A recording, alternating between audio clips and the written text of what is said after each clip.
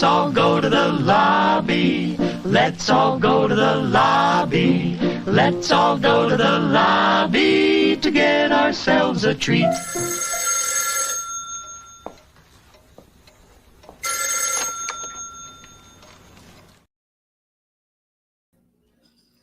What is going on, everybody? My name is Anthony. You guys already know that. Child of the Corn. Tonight, we were going to do a Friday the 13th franchise stream, appreciation stream, sorry. Shoot, man, I'm really hoping that my internet stays good. Just moved to a new place and everything. And I don't know. I couldn't even just play my intro right there. So hopefully it's not too shaky the rest of the night. We'll see. But I have a few people with me tonight. We got good man Helvington in the house. What's going on, dude? What's going on, you corn huskers? What's going on? Your Hellmaster is back in the cornfield, ready to talk some Friday the 13th, baby. Dude, what a great week that we had, dude. I'm not gonna lie, man. It was such a pleasure watching the Huskers win. Man. I mean, technically it wasn't a huge game, but like it was just kind of a big game because they have, you know, all this publicity and shit. Dude, honestly, man, yeah. It was just good to see, man. It was good to see us win a big primetime game, no doubt. Yeah. But then our second person we got in here, Mr. Code Man. How's it going, Cody? Pretty good. How about yourself? Right on, pretty good. Can't complain. Let's go. Let's go. Dude, check this out. So I had actually gotten a couple I don't know if you guys saw, I did like an energy drink review one time on the fucking account or whatever, and I was like, okay, I'm gonna get some other ones. And so I literally saved this. I put it in the fridge earlier tonight. It's the Hack and Slash G Fuel, like the Jason. Yeah. It's actually pretty tasty, dude. I ain't gonna lie. So I haven't had the G Fuel. I'm more of a Ghost. I'm a Ghost kind of guy. That's my energy drink. But yeah, I gotta try out the G Fuel. There's a couple flavors that I want to try. Is it pretty good? Oh yeah, it's actually not too bad, like at all. And it's only like 140 mgs of caffeine, which is like compared to some, like not that bad at all. Yeah, the Ghost has, I think it's straight kratom, and I think it's 0 caffeine, 0 sugar. So I gotta check out that G Fuel. Did you say kratom? Yeah, that's really. I'm pretty sure creatine. Sorry, creatine. Oh, okay. Because I was gonna say kratom's the good stuff. I was like, I don't know if that's in there. I was like, that'd be a hell of a drink if it was. No, that's dope, dude. Yeah, Ghost is good stuff. Talk about like flavor, man. Ghost definitely hits the flavor, man, no doubt. Love it. No, dude, this was such like a good last minute idea, dude. It's just like I literally was sitting around watching all these Fridays, like yesterday and then this morning and stuff. And dude, I just fucking love this franchise, dude. Like, okay, like, well, let's see who we got in the comments real quick, and then we'll kind of get into it a little bit. Shape, what's good, my dude? What's good? Sup? We got my man Dom. What's going on, Dom? St. Clair in the building. What's going on, Dom? Hell yeah, Shape. Dude, I'm telling you, man. I don't know. I was just like so excited that like Friday the 13th was on a day that I was going to be off on, you know, damn near, you know, close to, you know, Halloween and stuff. Just worked out perfect, man. Dom, Jason is the ultimate slasher. Yeah, no doubt. I feel like Dom, we're going to get to one of these films, and I feel like Dom is like a huge like fan the biggest. I almost want to say that he said he's like a huge fan of Jason Goes to Hell. I'm pretty sure. Like, if I remember right. If that's the one with the body switching, then yeah. Yep. He's a stand for that one. He's a stand. What's up, Sarah? Nice. Sarah, been digging all your pics on Instagram. She's been in, I think she's been over in Europe. Yeah. So those pics have been looking crazy dope. So happy Friday the 13th. Hell fucking yeah. Okay. So this is what I was trying to think of a couple questions, you know, pre-hand, you know, before we kind of started and stuff. And, like, I think, like, where do you guys rank this in the Holy Trinity? Like, I know that's a tough question, but like where do you rank it in the Holy Trinity? You got Halloween, you got Nightmare, and then you got Friday. So how would you rank those three in order? You can go first, Cody. Said Halloween, Nightmare, and Friday, right? Yeah. Halloween, Friday, and Nightmare. Nice. Okay. Very good. That's different. For me, And this is man, it's hard. You know what I'm saying? But I truly have to go Friday, Halloween Nightmare. Nice, dude. I like that, dude. Like, don't you have a tattoo and stuff? Or Yeah. I got let's show it off real quick in the camera. I got a Friday 13th, and it's like I was just talking to the wife about this, and I'm not gonna get on too much of a monologue here. But shout out Sarah, she's back in Canada. Yeah, okay. Awesome. Just in time for spooky season. Yeah. So I was just sitting back, and they had mentioned Friday the 13th on the stream last night, and shout out to the Horror Crap podcast. And Cassandra had made a comment, and she said, "I have a hot take," and the hot take was that she thinks that the franchise should have stopped. Jazzy. Oh, Jazzy. Wifey, what's going on, wife? Cassandra thinks that the franchise should have stopped after the first one. She thought that Jason Voorhees was not needed. And so what a take. That was a take. So I was like, we talked about it a little bit on the stream, but then I sat back and I was like, okay, I really want to admire this franchise. And it's just so funny. I have been watching the Friday the 13th films for the past month or so off and on. So I've literally watched all of them. Summertime, dude. Oh, yeah. Summertime. And it's just this franchise, when it comes down to, and I think St. Clair nailed it on the head, right? He is the ultimate slasher. When you think slasher, right? That's Jason Voorhees. And I was just talking to the wife about it.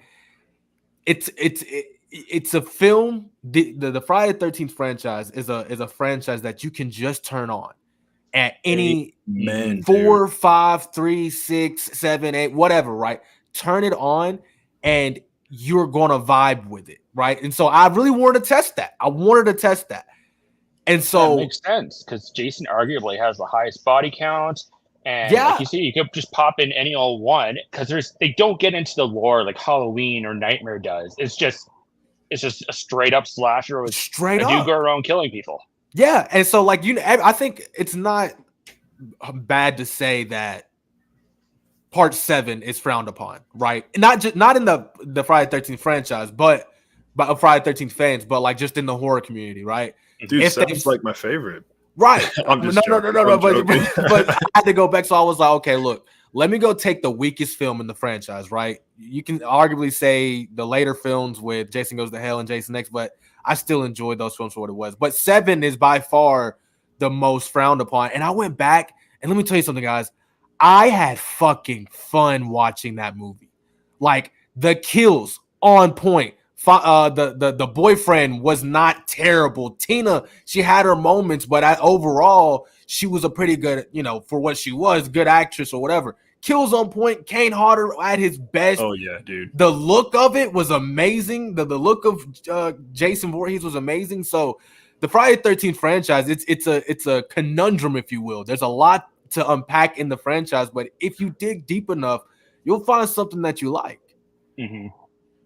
Dude, yeah. So you pretty much hit the nail on the head. Like this franchise, it's like it doesn't like it's not like style points or anything like that. But I do feel like I feel like it like develops and like each film gets a little bit better as it keeps going, and they do something a little bit different that makes it pretty like awesome in its own. But dude, this franchise, you're totally right. You just turn it on and you just watch. It's like popcorn. You know what I mean? Like, it's just like it's like the ultimate like comfort slasher like franchise, like straight up. Seriously. What was that channel that will like always go on a marathon of them? I can't remember the station. AMC. There was another one too. I think it was like TNN or something like that. Not TNT, but TN. Which one? Was it TNT?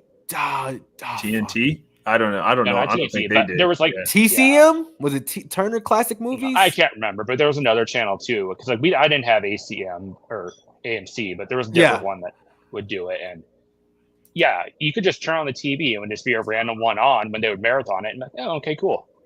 Yeah, and it's like Child of the Corn said, it's one of those franchises that you know what you're gonna get every single time. There's no guessing. 100%. It's not a bunch of style points. There's not like a deep, like storyline. Yeah, there is a little bit, but not too much. It's more so just like group of cast of characters, and most likely they're going to get messed up, and then you kind of got your final girls, final guys. You know what I mean? Like it's just. I like what you said there.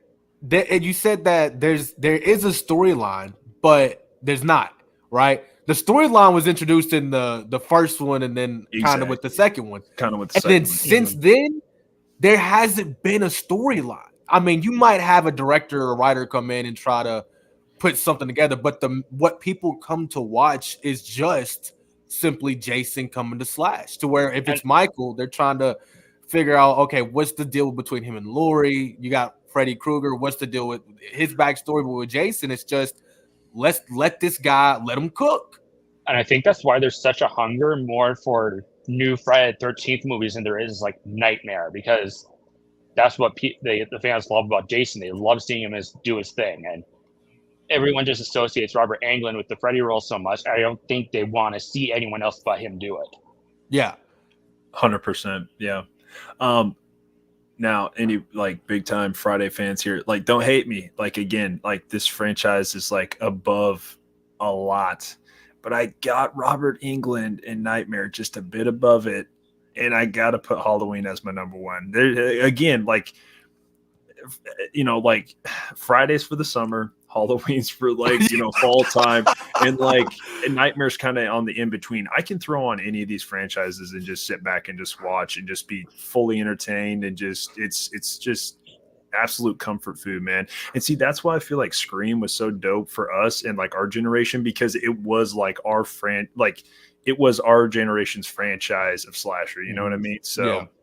Which again, I'd take Scream over all three, but still I can see why these were considered like the big dogs and why they did so well in the 80s. And dude, my bad, we'll get into the first film, but just how impressed how impressive is it that like literally there was like literally a film like every year for like almost a decade in the 80s? That's pretty awesome. Yeah. And then you kind of get like the different, takes on like, how are we going to bring Jason in? Like what, what's the cast going to be? What's the little bit of the storyline going to be like? You know what I mean? Like it's a lot of different like, roads that they kind of go down with the franchise, which is pretty entertaining. So it was to piggyback off that. It was the first one in the Trinity, right? That it was expected that there was going to be a new movie within the 2 years, right? With Halloween and Nightmare and TCM. Well, TCM, it was kind of like that a little bit too. But Friday the 13th and Texas Chainsaw Massacre, those franchises were the first ones that, okay, we're anticipating that the studio is going to bring out another film. And I could only imagine, right? I was just talking to Jasmine about this. What would it have been like if there was social media back when Friday the 13th was doing its thing? I mean, technically there was like Fangoria probably or some shit. That was literally it. And but it wasn't to the point where we have now. So imagine these young actresses, if they had a social media account, like these films would have been. I think, and you can say this for all franchises, but I do think in particular, like Cody said, this is a franchise that the people crave. That you don't have to be a fan of slashers. You could just be a fan of wanting to go see a movie that is a campy movie that has teenagers doing teenage things, and they have to pay for it.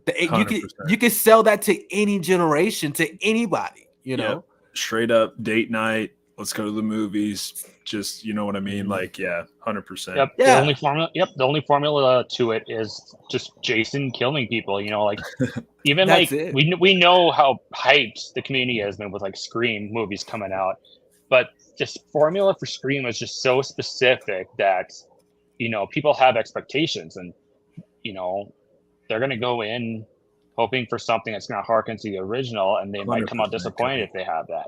Yep. With this franchise, it's you what you see is what you get. Yeah, 100%, dude. You couldn't have said that any better, dude. Yep, that was 100%. Perfect. Yep. Perfect. And I'll have to bring that back when we get to the 2009. When we get to that part, I want to come back to what you just said, Cody, because I think you'll enjoy what I have to say. So I can't wait to start talking about these movies, man. Cool. Every single one of them, they're great. I just want to ask one thing. Have you guys seen like the short films that they made based on these? Never Hike Alone.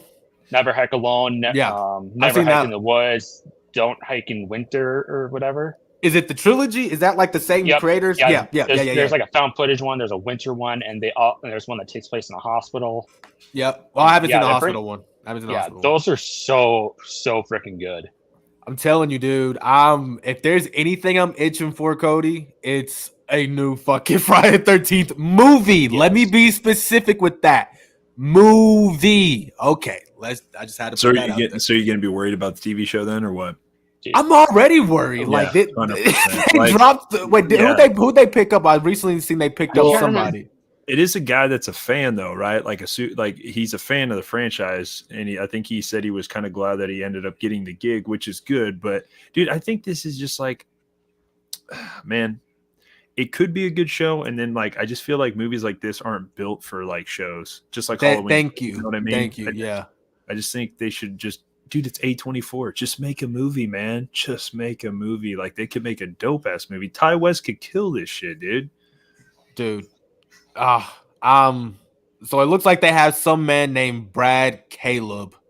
I just thought I heard that he was a fan, and, like, the people that, like, got the show before, like, they just had no idea what to do or, like, what they were – I don't know. What'd you hear, Cody? I can't remember. Like, I thought it was, like – I have a quote right here. It's from him. He says, "From the moment I watched Jason Voorhees squeeze a guy's eyeball out of his eye sockets in Glorious 3D, at the tender age of 8 years old, I knew my creative path was someday destined to converge with the man behind the mask," said Kay. Okay, so that's awesome. He's a fan. He's a fan, and it's part 3. So I'm a sucker for part 3. So I have high hopes now.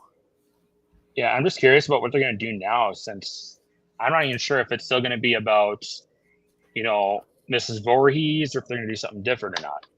Yeah. 100%. Yep. That's 2000. I mean, I would like to see the prequel series leading up to the original, but who knows? Because I think, like, if they do go with that approach, I don't think people will get bored of it, but I think people will just be like, maybe not as entertained if it's just like all Mrs. Voorhees for like a couple episodes, and then they find, you know what I mean? Yeah. I doubt they'll do that. But you never know, though, because look how great Bates Motel was, and it took a minute to get to like the kills in that one, and it was such a great character piece. But people don't expect that. Like you said, people don't expect that from Friday the 13th, but you can be surprised. Dude, it's A24. We got to trust them. You know what I mean? Like they've done good stuff. So yeah. But it will be nice when, we finally get another Nightmare film or another Friday film. It'll be really nice. It's just such a breath of fresh air as opposed to the new Halloweens we're getting, like with them just ending this trilogy, and now they want to do more TV shows and more movies, and it's like, no. We're done with Halloween for another 50 years. I've given up on the Halloween franchise for the time being. Like that's just where I'm at right now. I can tell a cash cow when I see one. You know what I'm saying? Blumhouse, they had their run like for a good 5 years where they were genuine, and then once all that money got to them, it's just like the creative side just went downhill. And I haven't been a fan of any of the Blumhouse films that have came out recently. And they're selling big numbers at the box house, and it's making it look like the films are doing good. But in the other hand, when you watch the film, it's like, this is not good. Yeah, like The Exorcist. I don't know if Blumhouse still owns the rights to The Exorcist, but Mike Flanagan, I honestly have hope for it. I'm ready for that one. Did Blumhouse hire him? He is the official writer and director, I believe.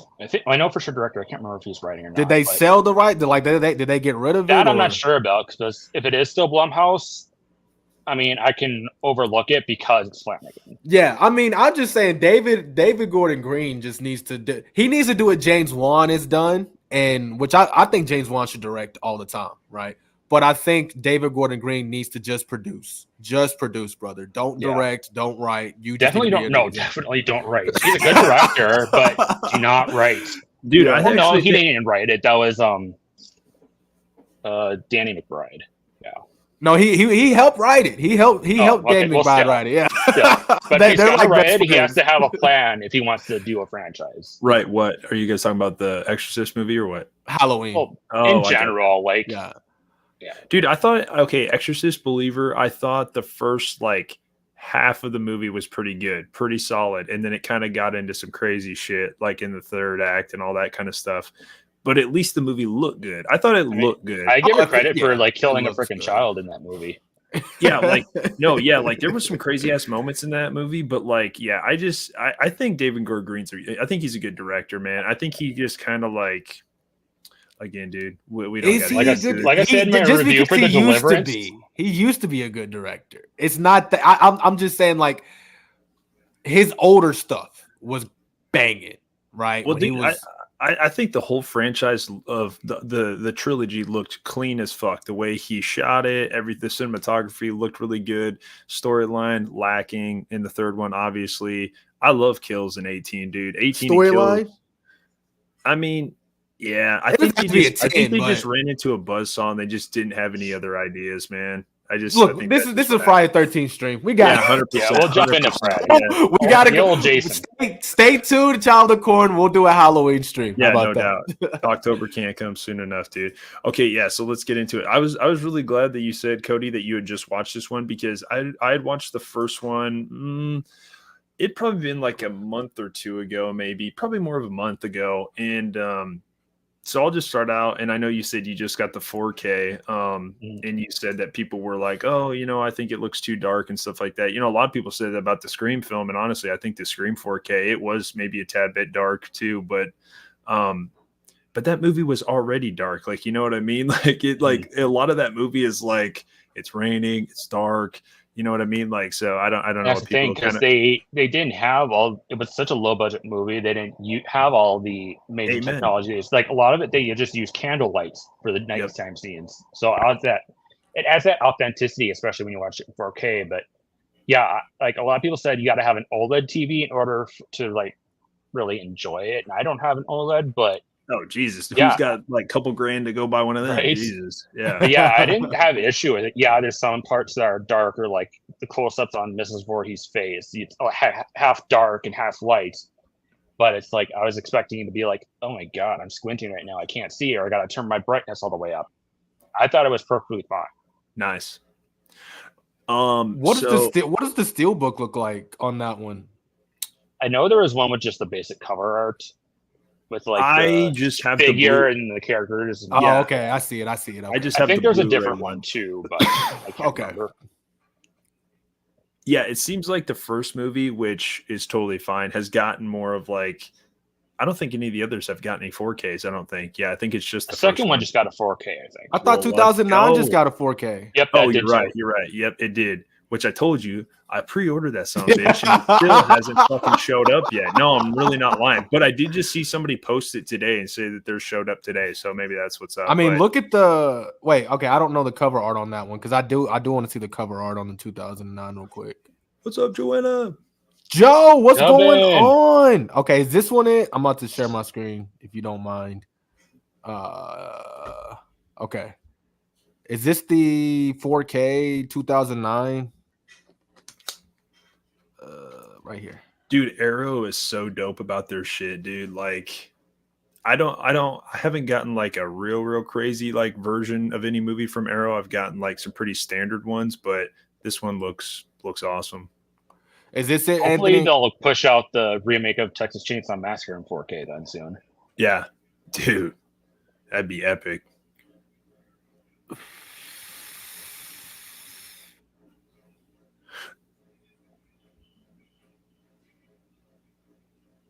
Okay, there you go. I'll share the screen. There you go. Oh, I see what you're saying. I'm an idiot.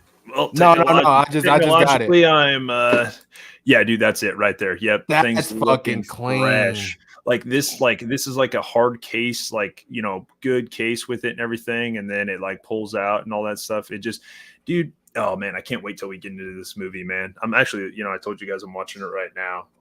And even the Blu-ray looks absolutely beautiful, man. But how blessed were we, getting that movie in 2009, man. But man, I can't wait till we get there. 100%. So Cody, overall, what do you think of the first movie? Because I actually do have like a lot of thoughts for the first film, because I know it kind of, or just like what are your overall thoughts on the film, the first one? So For the longest time, I thought it was just okay. Like, I loved Mrs. Voorhees. Betsy Palmer was amazing in it. She set the stage for female killers to come. Like, Mrs. Loomis obviously was a homage to that. And you got Jill and everyone else, and Rebecca even Brenda Gayheart. and Urban Legend.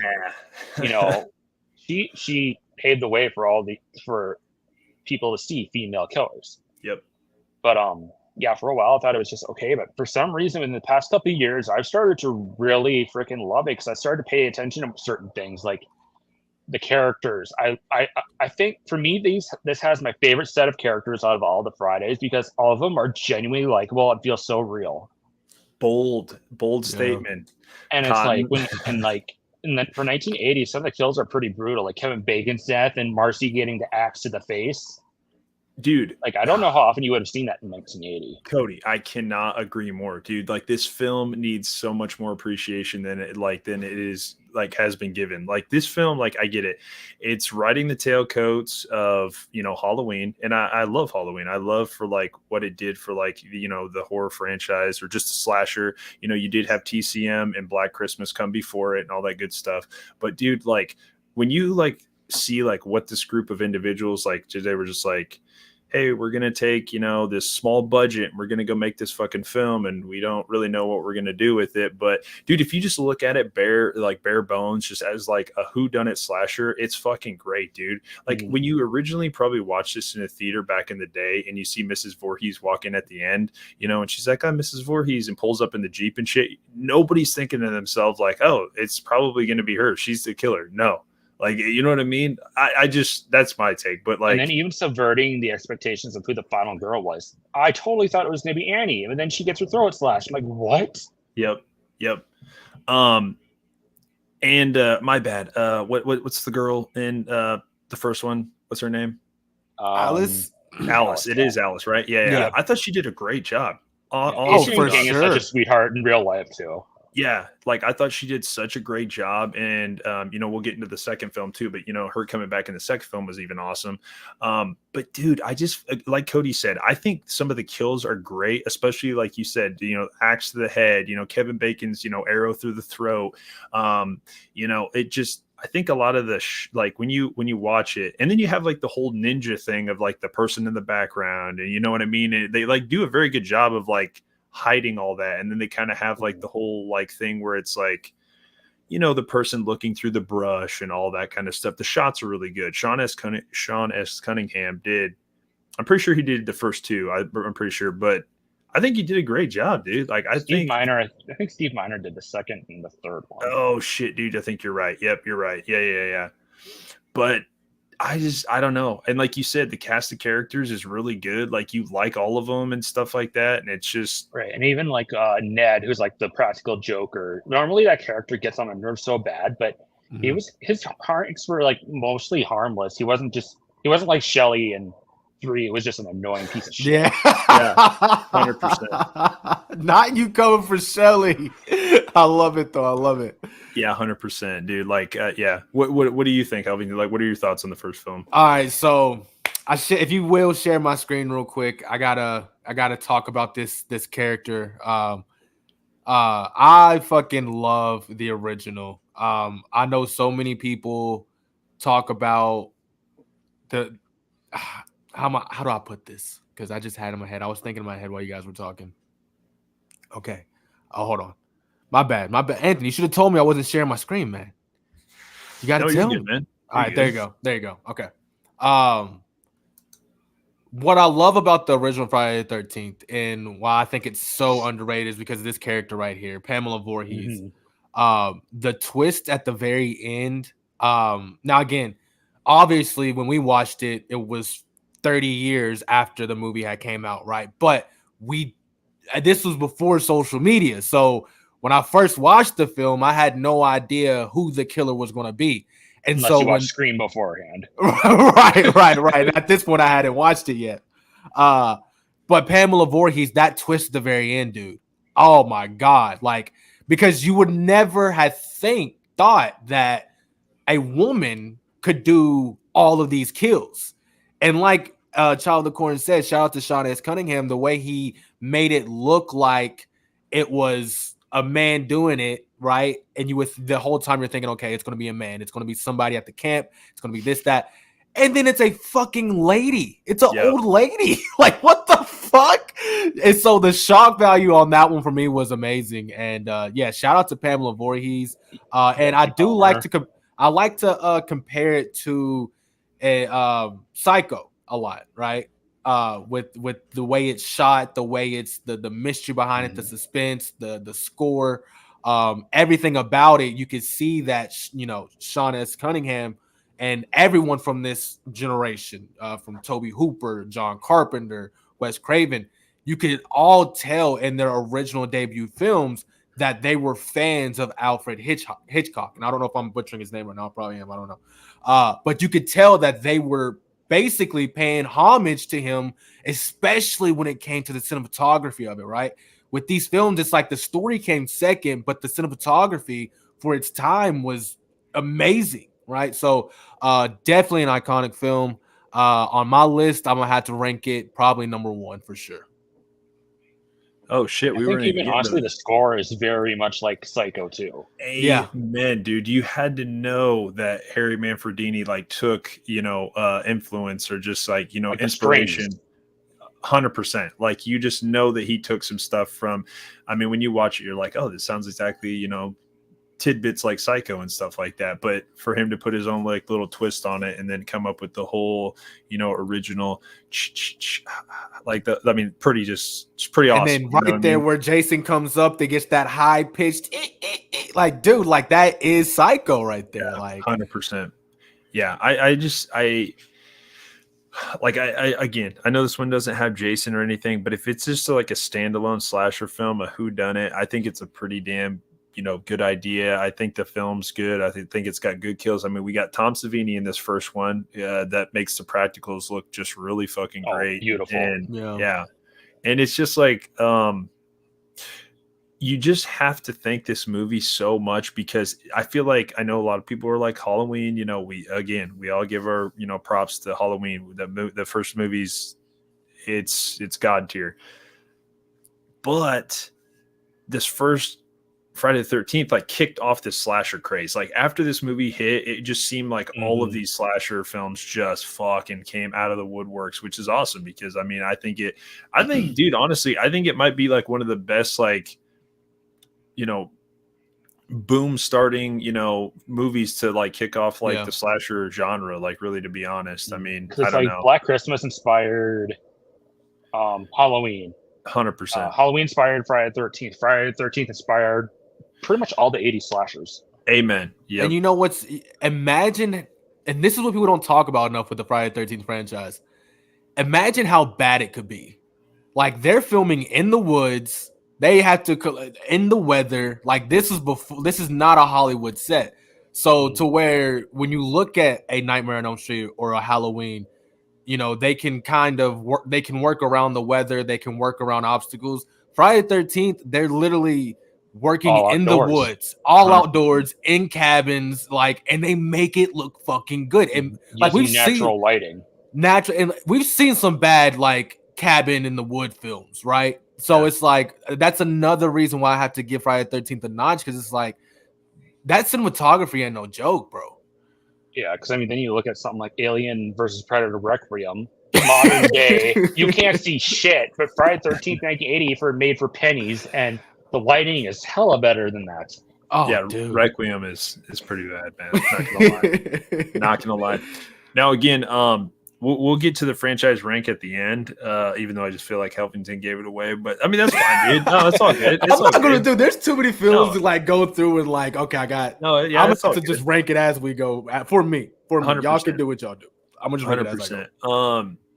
Yeah. So again, first film, I think it's actually way better than a lot of people give it credit for, and I feel like it kicked off an awesome franchise.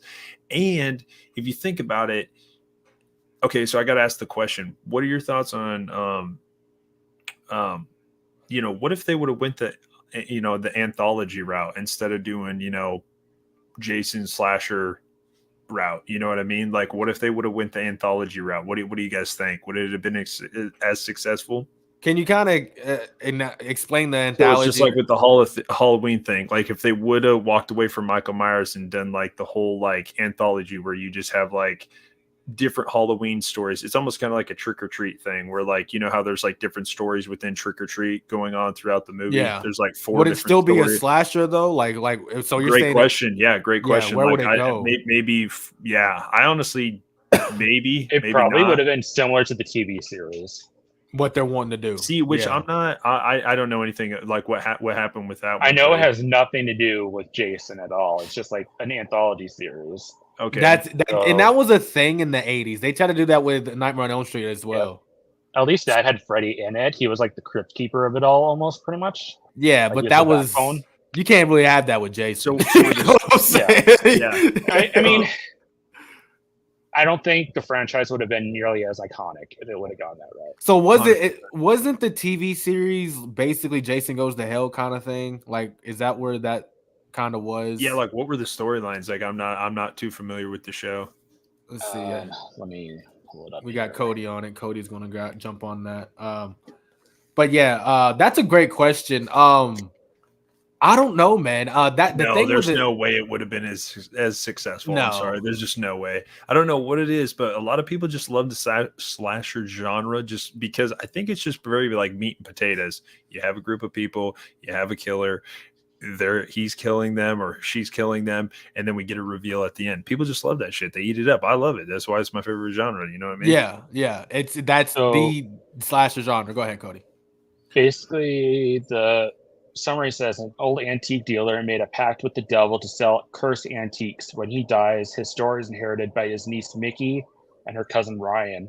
With the help of Jack Marshak, they fight to retrieve the antiques from the people who bought them to stop them from causing harm. I mean, that's not terrible, but I mean, so that sounded like it reminds me of that Stephen King book. Was it Needful Things? You got me, brother. Yeah, it has like the same logo as Friday the 13th, but it's not about Friday the 13th. Was it the mask that was the haunted object? Was that what was it? The mask? It was just different.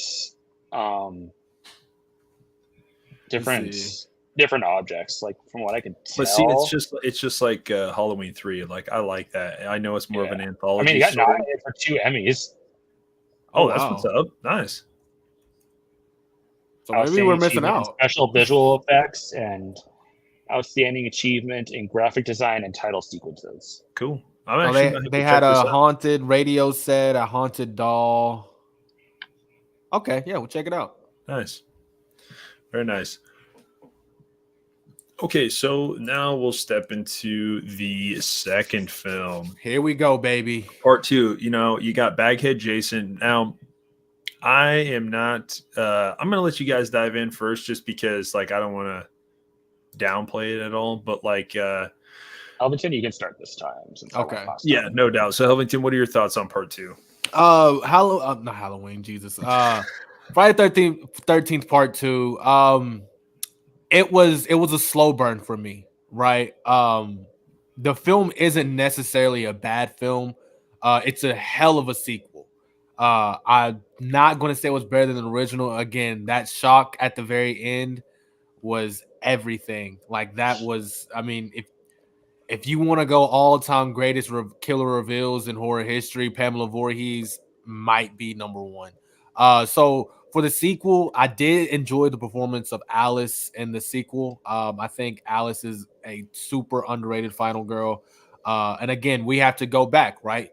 We are children of the 90s, right? So it's different, right? It's different for us. We have our final girls and that they went to acting school and they had other girls to watch and to grow from, right? These girls in the 70s, right? In the 80s, early 80s, they were building the mold of what it meant to be a final girl, right? And I think Alice, and I forget, what is the actress's name that plays Alice, Cody? Adrienne King. I think she did a very good job of defining what a final girl is. And I think her go-to film was the second one. I enjoyed her performance in the second one rather than the first one. The first one was still good. Now let's get to Jason Voorhees. I wasn't a fan of Jason in this one. Baghead Jason, like Child of the Corn said, wasn't my favorite. So I don't really judge Jason in the second one. I just really judge Alice and that storyline and what they have going there. But with Jason, yeah, it's just a no for me, dog, on that one. So yeah, this one ranks pretty, for me, dog. Yeah, in the words of Randy Jackson, it's a no for me, dog. Okay, Cody. Yeah. So what's your take? I think it's a decent follow-up. They gave us a higher body count, but I think with that, it gave us less time to sit with these characters and get to know them compared to the first one. Like, you can have your ones that you really like. Like, obviously, I love Jenny. Yeah, as a final girl. She's such a smart character. She uses her psychology degree or her studies to beat Jason in the end.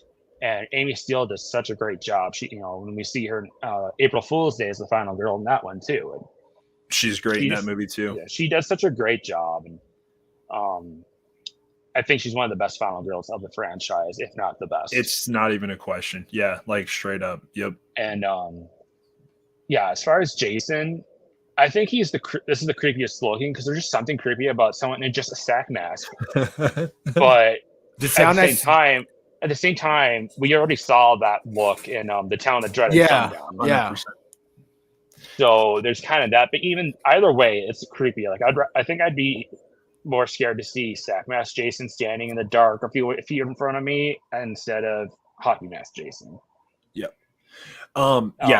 The kills, I don't think they're as good as this one, as the first one. Like, I feel like they're so tame. Like they're slow. Like, even I don't think they're bad. I think there's some really good ones, like the one with the dude in the wheelchair. Like, that was a ballsy kill. Like, that one is crazy because it's like he's like slowly creeping up on him, and then all of a sudden, whack! Just like out of nowhere, it's like it's almost like a jump scare. How hard! I think that's the only really graphic one. Even like the bed kill where the two lovers like get pierced together. We don't see that much gore in it, and it was supposed to be gory, but they cut it out. 100%. Yep. And my bad, Cody. Sorry. Yep. It kind of me being a dog lover, it loses points for me for killing it. I do think the dog is dead because it looked exactly like. Oh yeah, for sure. It's only a dream sequence. I forgot. Yeah. So loses points for killing the dog. Yeah, that dog is gone. But I do think the shack in the woods was creepy as shit, though. Oh my god. 100%. You're just like, how's this dude taking his shit? Like his toilet doesn't even work. And like the shot where Jenny just enters the cabin and she shuts the door and the window's right there. And you see Jason just charging towards us from the background. And I had a faux pas that I meant to say Jenny. I do apologize. No, dude, my whole speech that I had. Know what you meant, because Alice was in the beginning. Which yeah. I do hate that trope though, where they kill the previous final girl off in the opening or super early on. Like, it just feels like a slap in the face. 100%. Yeah. Like, they do that here. They did it to Halloween. Yeah. They did it to Rachel in Halloween 5. Oh my god! Is that, dude? But that, I think that one hits me worse in the heart though. Like that, yeah. Rachel and 5. No way, dude. That one's got to be the most egregious one of all time, to be honest. Oh yeah, they turn her into a stereotypical dumb blonde in that one. Yo, Techno Wizards in the building. He is a huge Friday the 13th fan. He fucking loves Friday the 13th. So yo, what's up, dude? Nice. It's my guy. Love him. Yeah, I don't hate it. I like it. Fair enough. But it's an okay sequel. Exactly. Yeah, it's a serviceable follow up and like a good introductory to Jason. Best way of putting it. 100%. 81 hits. You also have it, competing with Halloween 2, which I think it actually did better than Halloween 2. I could be wrong, but I think it might have.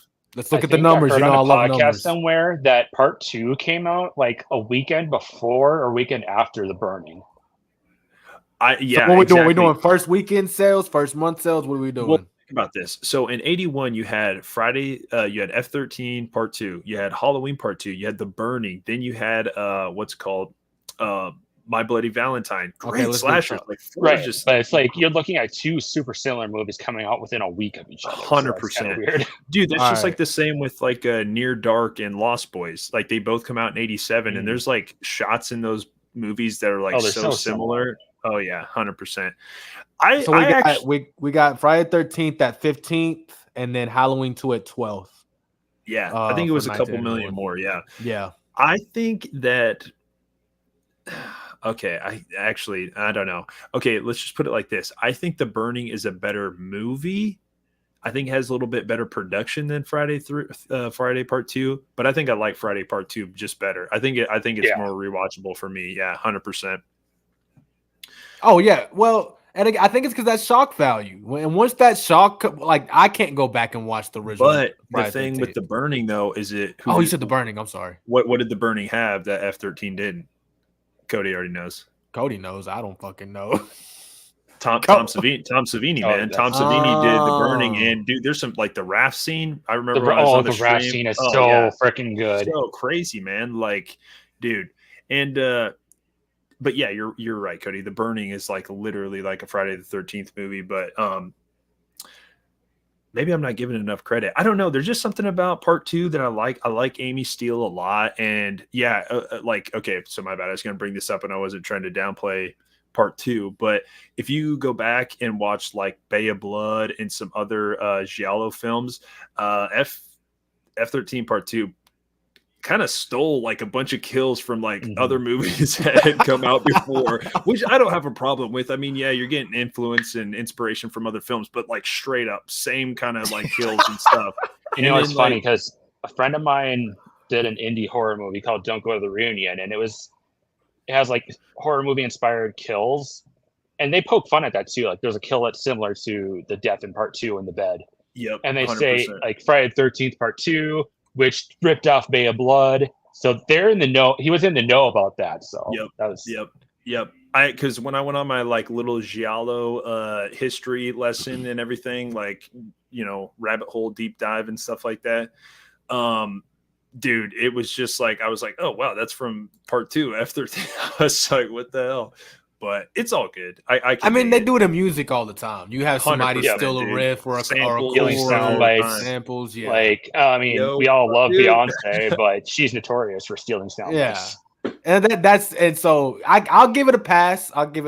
But yeah. So how do you guys feel about Friday 13th Part 2? How do you guys? I think, like you guys said, solid sequel. It introduces Jason, which I think we got to give the biggest credit to. Like they made the decision to say, hey, we're gonna make it a slasher franchise. We're gonna bring this guy in, and you know, honestly, again with the first film, like Halloween 2. Had to say to itself, hey, we need more shock value, we need more blood, we need more like gore, because that's what people are eating up. And I feel like with 1 and then, you know, Friday Part 2, they like also had some like gory stuff, but not too much. Like Cody said, it was a little tampered or, you know, down a little bit, but I think it made other franchises be like, yo, we need more shock value, you know, what kind of stuff. So did I read somewhere, or did I hear that the Friday 13th franchise, like they didn't want a lot of blood? Maybe I seen that in a documentary somewhere where they were like, we want kills, but we don't want to show like a lot of like over the top blood. And if you watch the franchise, they're pretty consistent with that. I mean, you have the MPA was just killing them, dude. Like they probably had some great I think Part 5 was the one that got sent back the most. Part 5 was the one, dude. I actually just watched Part 5 last night, and dude, it is, when we get into that movie, dude. I got some. I'm actually excited to talk about that one. Yeah, me too. I literally just watched like 2 weeks ago. It was crazy. Nice. So okay, caught up on the comments. Go Hawks. This is my buddy. This is one of my childhood friends, dude. He's a big Seahawks fan. Going on, Pedro. So yeah, now like Part 3. Where's it at? Man. Nice.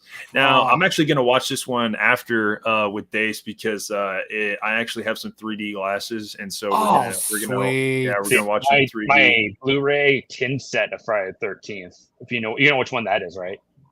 What's that? The tin Blu-ray. I don't know the tin one. I don't know that one. Grab it quick. Okay. Oh yeah, 100%, dude.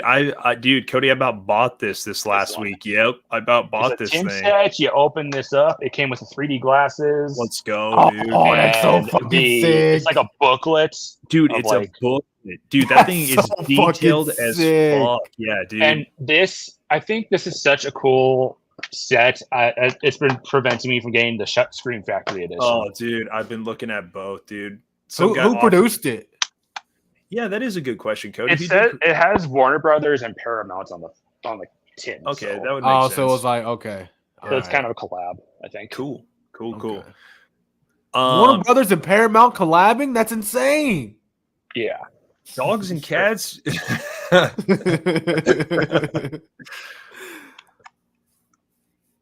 Yeah, dude. I'm not sure. You mean like Arrow or whomever producing it? That I'm not sure about. Yeah, I wonder if that came out before the Scream Factory set or not. Oh, it came out long before. Oh, nice. Like this was such a hot commodity when it came out. I was like jacked that I managed to. Those mid 2000s releases before like Scream Factory was such like the number one, right? You had like Warner Brothers, they would do like Vault Classics. Paramount would release like a special edition. Like they had some real cool collectibles. Like I want to say I got it maybe like 2013, 2014. Nice. Okay. I remember since we're on part 3, I'll save it for when I go ahead. So go ahead. Yeah, just jump into it if you want. So obviously I'm a huge fan of Friday the 13th part 3. This was the first Friday the 13th that I ever watched. Awesome. I remember had been like 10 or 11.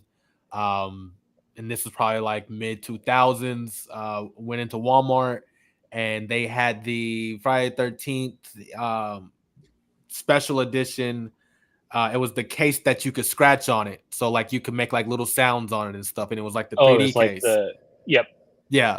And had the 3D glasses in it, and I bought it. Holographic case. Yes, the holographic case in it, and it had that exact cover that Child of the Corn. Can you show that poster one more time? That was what the front of it was. It was that poster, but it didn't have the logo on it. It just had the it might have had the logo on it. But anyways, had watched it with the 3D glasses, and in my opinion, this is a hard film for me.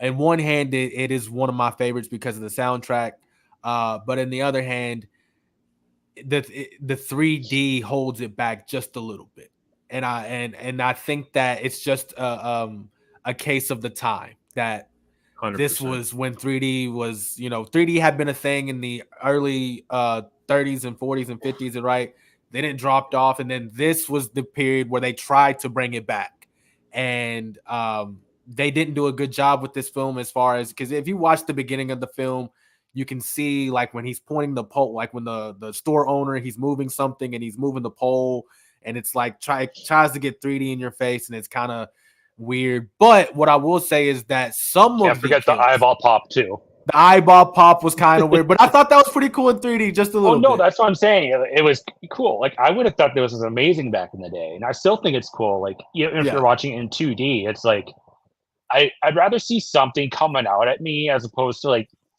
Avatar 3D, Yes. That's why I had that's why I love seeing My Bloody Valentine 3D in the theater, because that's the stuff I haven't seen it. I need to see that in 3D. That is on my bucket list of films that I want to see in 3D. Is My Bloody Valentine in 3D. That is. I think the DVD comes with the 3D edition and the glasses, so that is getting ordered like pronto. Hopefully, it's a new copy. Hey, I'll take what I can get. A new copy will come with the glasses. Oh, okay. I actually just bought that on eBay for like not that much money. Like My Bloody Valentine, 100%, the newer one, yeah. Okay, the 2000. Whatever it was. But yeah, the part 3, it's a film of the time. But like Cody said, if you watch it in 3D, you will enjoy it more than you will in 2D. But nice.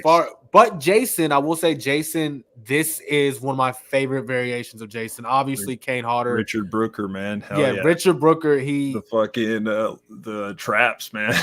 Fucking traps for days, brother. That dude just fucking no neck, straight traps, brother, and jaw. And I love the look of it. I love the 80s feel to that film. This if you want to vibe, oh yeah, the disco vibe, the bikers, all of it, I just fucking loved it. So part 3 is definitely that. I think part 3 is gonna go number 3 on my list. Cool. What about you, Cody? This one's kind of mid for me. Mostly it comes down to the fact that I don't like our final girl here. She's just so whiny. 100%. Like she does hold her own for the most part in the final act, but I just didn't like her squealing and crying and 100,000%, Cody. Couldn't agree more. Like dude. Vera should have been the final girl. They did her so dirty. The one who gets shot through the eye with the spear. 100%. Yeah, there you go. Like I loved her character. The kills are definitely a step up from the second one, so I can give it that. Amen. Couldn't agree more. Like the dude who's walking on his hands, Andy walking down the hall and on his hands, and Jason just splits them down the middle. Yep. Yeah. That was a cool shot. Yep. Yeah, this is cool, Jason. I like. It's cool how he gets his mask that Shelley, kind of he takes it from him by just jumping ahead quickly. I like how he gets it better in the remake, but amen. It is a fun movie, fun vibe, like Helvington said. I honestly think of Michael Jackson's Thriller when I hear the opening credits song because it's like the yeah. And then I think you got to Thriller.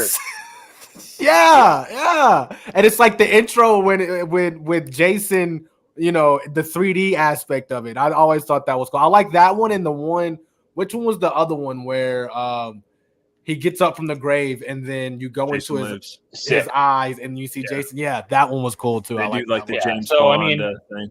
Yeah, that was cool. I don't hate 3. It's just not one of my favorites because of the final girl we had, but it is an overall fun movie. Yeah. Definitely. Amen, I can dig Cody, that. nail on the head, dude. You couldn't have said it any better. Yeah, dude. I totally agree. The kills are a step up. You have like the cool, not crossbow. What am I thinking of here? Harpoon, yeah, through the eye. I mean, like all that good stuff. The guy, he squeezes his head and the eyes pop out. All that good stuff. I think 3 is solid as fuck. Again, I think Cody's right. I think the final girl is just like lacking though. I think a lot of people call it like, Friday the 13th, the barn, because a lot of it takes place in the barn, but like, but I still think it's good stuff, man. And I think Richard Brooker does a really good job. And again, introducing like, the iconic mask, for the first time and everything. I think it's really cool, really good. And, even like during her dream sequence at the end when she's in the boat and they're kind of doing homage to the first one. And then he's like looking through the house and he looks out the window and you see him without his mask on and you're like, oh shit. Like, and then he's like running outside and like, you're like, you get kind of tense and you're like, oh shit. Like, I will say the creepiest scene though is when she's recalling her kind of traumatic experience when she's saying she's just sitting by the lake because she ran away from the house because her parents were fighting, and then she hears something and she just sees this creepy deformed dude like just coming at her. I'm like, oh my fucking god. But that was very much that was like, I felt like that was a homage to like the original Universal Monsters. I can see that. With kind of Frankenstein. Frankenstein. Yeah, I agree. Yeah, I would say that 3. I actually have to think about this for a little second. But yeah, I think 3 is solid. I think it's solid. I think it's solid. I think it's about, like Cody said, dead in the middle, and I think it's just a fun watch. Yeah, but nothing like too impressive, I guess you'd say. And if you're watching the stream and you haven't noticed, like this is a franchise that only gets better as it goes. Now it does have its downfalls later on.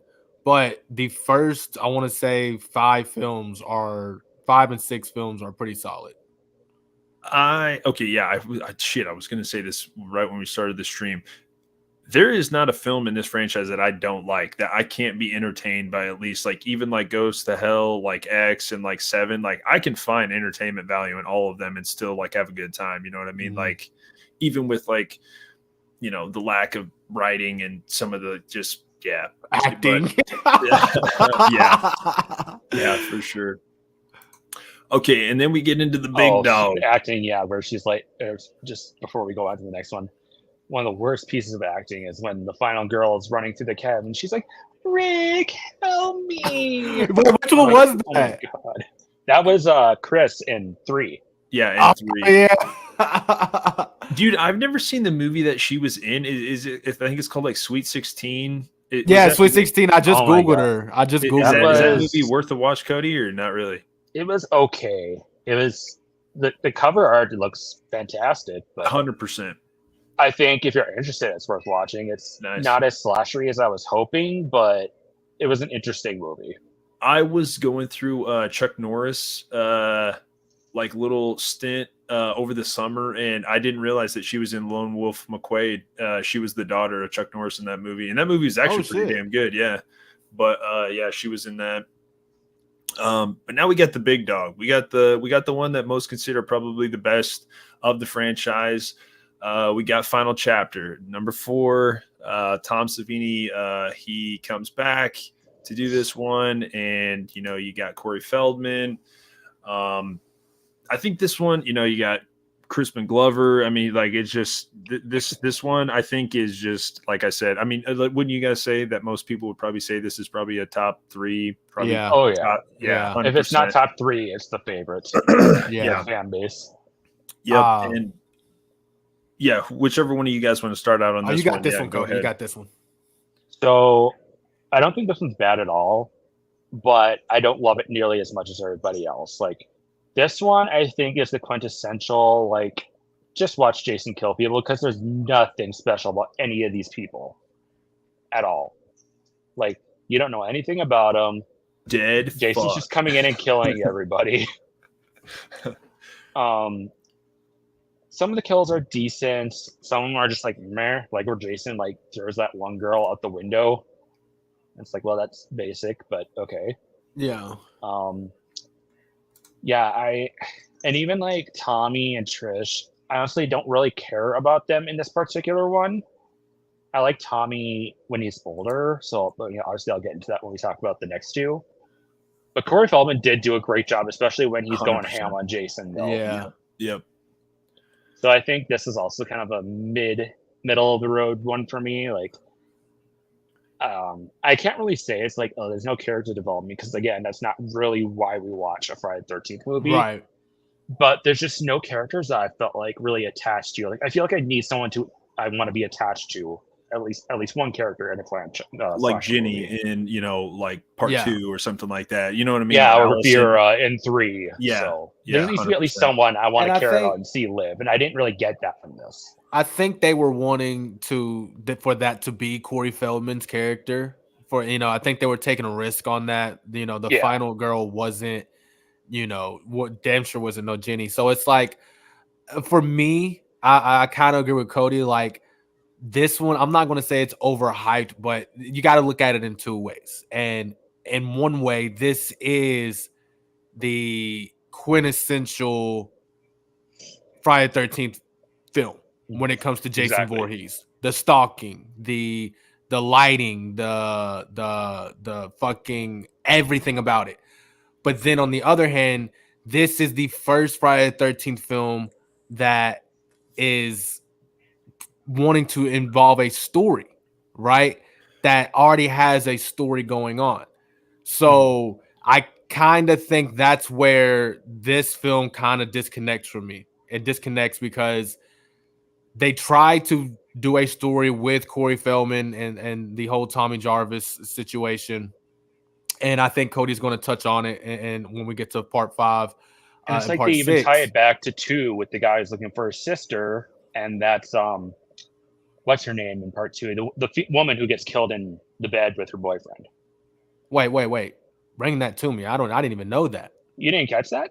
Yeah, what? The dude who's looking for his sister, and meets Trish, and they kind of have a thing, He's the brother of the girl who got speared in the bed with her boyfriend. Yeah, 100%. Oh, okay. I thought you were saying in part 2 there was another guy looking around. No. The guy, I can't think of his name. I didn't catch that. Yeah, he's looking for his sister. Yeah, 100%. Yeah, that's the subplot that got brought into the remake, along with people going to the I feel like the remake, and we'll get to it when we get to the 2009, but I feel like the remake is fucking awesome, dude. Yeah, it's the first like 4 films put together, bro. Oh, dude, it shows so many people hate that idea too. It's like, what more do you want? They did it perfectly. Yeah, like we'll get there. We'll get there. Yeah. I feel like we're all gonna be jacked to talk about that one. Yeah. I'm already hard right now, like 100%. Yeah. No. Fuck it. Let's go to the Dude, honestly though, okay, so 4, I think you guys also make a great point where, okay, like 4 is awesome. I think 4 had the best production value of the first 4. I think they were like, yo, this might be the final one that we're gonna do with this franchise, so we're gonna fucking put a lot of money into this. We're gonna bring Tom Savini back. You know, we're gonna bring in like some bigger actors. You bring Corey Feldman and stuff, and dude, I think is it Ted White? I think that does Jason in this one. I think he does a great job. I think he looks good. I actually think he looks really, really good. He's probably like a top 3 like overall look of Jason probably in this one. Like Cody said, the kills aren't like crazy good. Like the corkscrew with Crispin Glover, no, not too bad. Shit, I'm even trying to think of what else. Like the part where the one dude that's looking for his sister is like, he's killing me. It's just like cringe as fuck. You're like, dude, what is happening right now? The third act is Did you get stabbed in the head when he's watching that old fashioned porn on the projector screen? Oh, yeah, 100%. Cool. But yeah, like when he throws the chick out the window and she kind of like, dude, I'm not gonna lie, the impact the impact is awesome. Like, you know, like the fucking car windows blow out and shit, like that looks cool. But like, but I just, dude, I think this one actually, like, I know they're not camping or doing any of that stuff, but this one I just feel like it is like, it's just like what a Friday movie is supposed to look like. I feel like, yes, for the exception of the like the non-camping kind of, you know, whole element. That summer feel. Yeah, the summer camp. It's a couple of the shots that come to mind is the stormy nights, right? The stormy shots where we got Jason, the lightning, the leaves on the ground, like that. Like imagine walking out. You're not at camp, right? So there's no camp activities going on, but you walk out of your cabin. What are you going to see? Everything you see in part. Yeah, you're going to see everything you've seen in part 4. That's what you're going to see. And what do I love so much about this franchise? The nudity, man. They're not afraid of nudity, man. And like when they're all skinny dipping, all that. Like all that. Dude, honestly, what I will say though, this one was equality. You had tits and you have man ass. Yep. It was everybody. Yeah, dude, when they go skinny dipping, like everything, like they just don't give a shit. Dude, I was watched part 7, and they did a underwater shot that I'm sitting there. I'm like, how the fuck? 1,000%. Yeah. Did you do that? Yeah, I know what you're talking about. That's it was the one in the raft, right? No, that's the one where that's the telekinesis girl. Oh no, that's 4. My bad. The raft like is the kill in the water. Was that? So it was she's like lying in the raft, right? Or is that in this one? That's this one. In 7, he's talking about so they do an underwater shot and this girl's swimming and like you could almost like it's your bottom area, yeah. But the shading is like just perfect where you're like. But I'm thinking, okay, how are we getting this shot? Like it's the late 80s, right? How are we getting a scuba diver to go under and like come they got that same shot in Jaws too, because you see the underwater shot of her like treading water and all that. That's insane. In 6, when we get to 6, Tom Matthews or what is that what his name is that plays Tommy Jarvis? Yeah. I think so. Dude, they said that they did those underwater scenes just in a pool. And just made it look like it was really, they just did them in a pool, yeah. That Tommy Jarvis scene, dude, fucking hell. Oh, dude, he's the best Tommy Jarvis. Even though the guy in the 5th one does a really good job, we'll get to that. But like, yeah, Tom Matthews does a really good job. Yeah. One other thing I will say about the 4th one, when it starts and they go to the barn and they show like the medical, vehicles all leaving and stuff like that, dude, the shot looks so good, the scene looks so good, and then they do Halloween Part 4, you know what I mean, where like it almost kind of has that same vibe, you know what I mean, where they're like following like the Well, technically not all the way, I guess, like that. But I don't know. To me, it kind of reminds me of part 4 of Halloween. But I can see obviously it did it first. But like even the first kill where the guy's like in the morgue or whatever, like part of the hospital and stuff like that. And then he like twists his neck and like I think he uses like maybe like a hacksaw or something like that. But like it just looks good. Tom Savini does a really good job, even at the end when Corey Feldman, headshots him and he like slides down on the machete. Good stuff, man. It looks really good. But I think Trish is like an all right final girl. I think she like ragged on the film like after she kind of ragged on the film. I like how protective she is of Tommy though. That kind of earns her some points at 100%. Least. There you go. Yeah. 100%. Yeah. So this was the comparison I was going to make earlier. Like 4 is almost kind of like Dream Warriors and Nightmare. I feel like a lot of people consider it like God tier and like one of the best. To me, I feel like it's just a little under the best. I feel like Dream Warriors is like really, really good. It is like excellent, but I think it kind of loses me maybe in the third act a little bit. This one. Okay. Can I ask you a question on that one though? Hell yeah, dude. No doubt. Then if it's not Dream Warriors, which one is it? What's God tier? Which one's God tier? In the Nightmare? Yeah. I mean, if you want my opinion, I would say you can't say New Nightmare. You can't say New Nightmare. Okay, but I would say New Nightmare is more entertaining than Dream Warriors. I'm sorry. I think okay, so I'll question you. Which was God tier, Child of the Corn? To me, it's 4. I think 4 is the best. I think 4 is the most entertaining for me. I think it's the best Freddy. That was the one with Let's Suck Face. That one. Okay.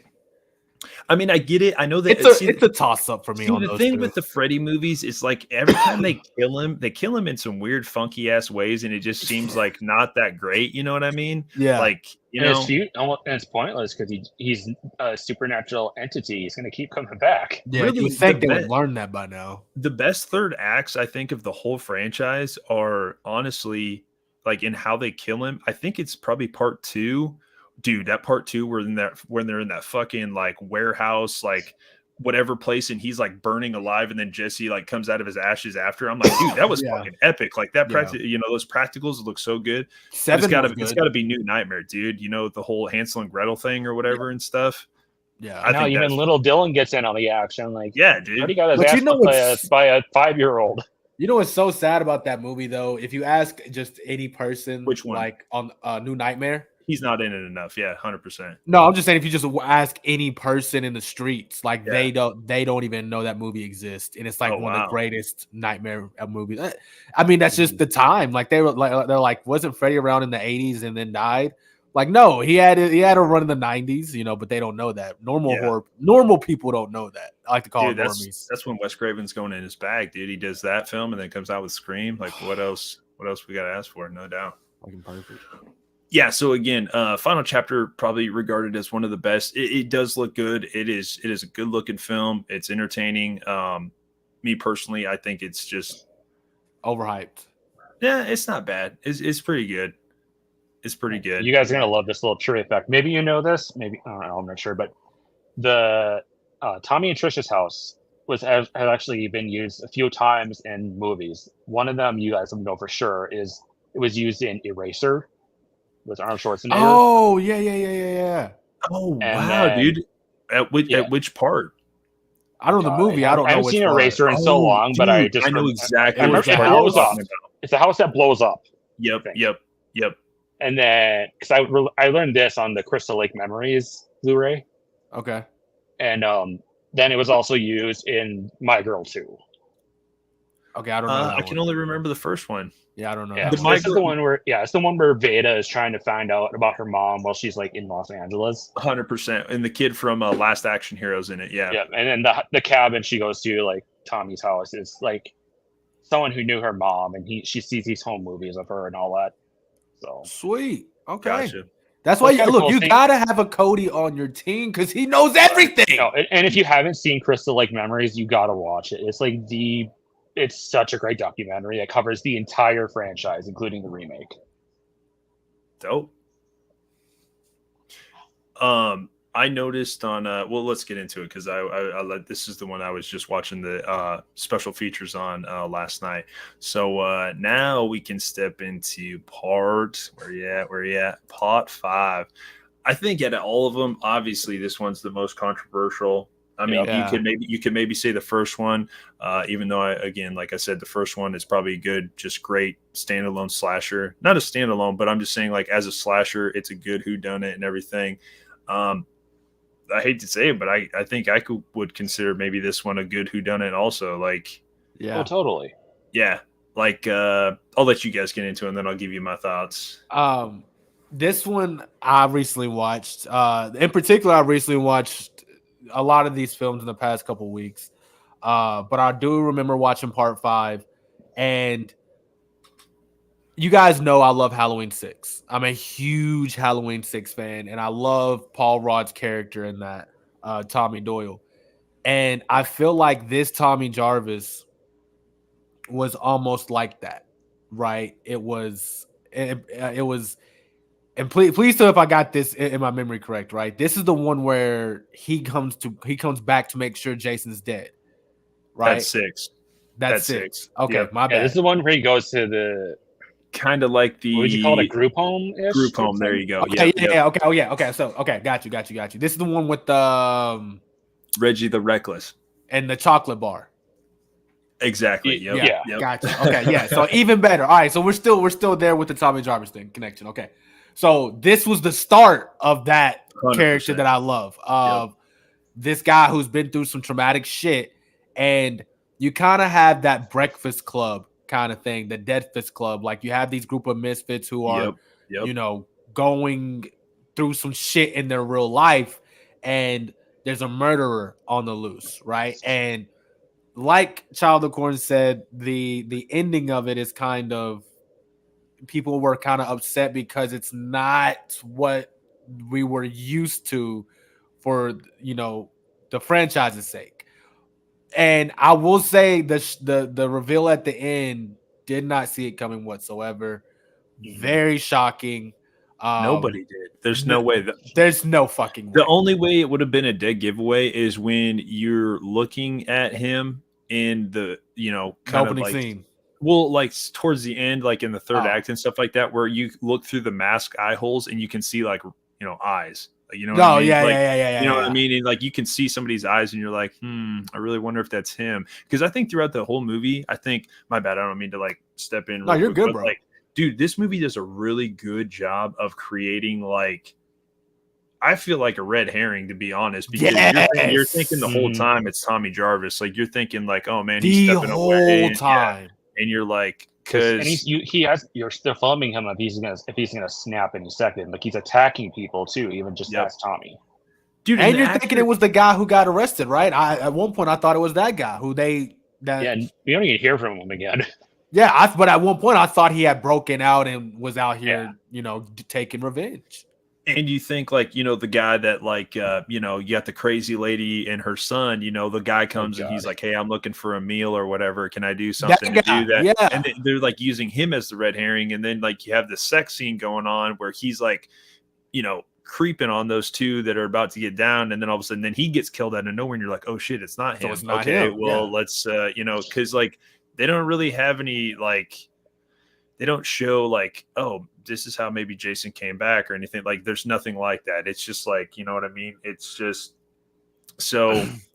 I thought it was really good. I thought that, dude, this movie is so rewatchable, dude. It's so much fun.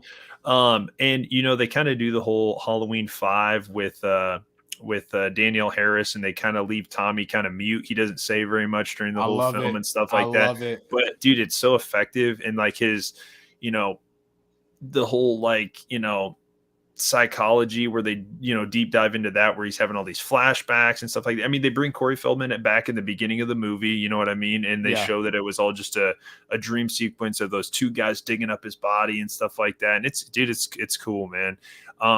Dude, I feel like Cody said earlier, the MPA really cracked down on this film. Like, they don't show a lot of the kills. They show like a lot of just like you know, like they show away from like the kills, like when it's happening and stuff like that. But I did see on the special features, dude, there's like 22 fucking kills in this movie. I'm not even joking.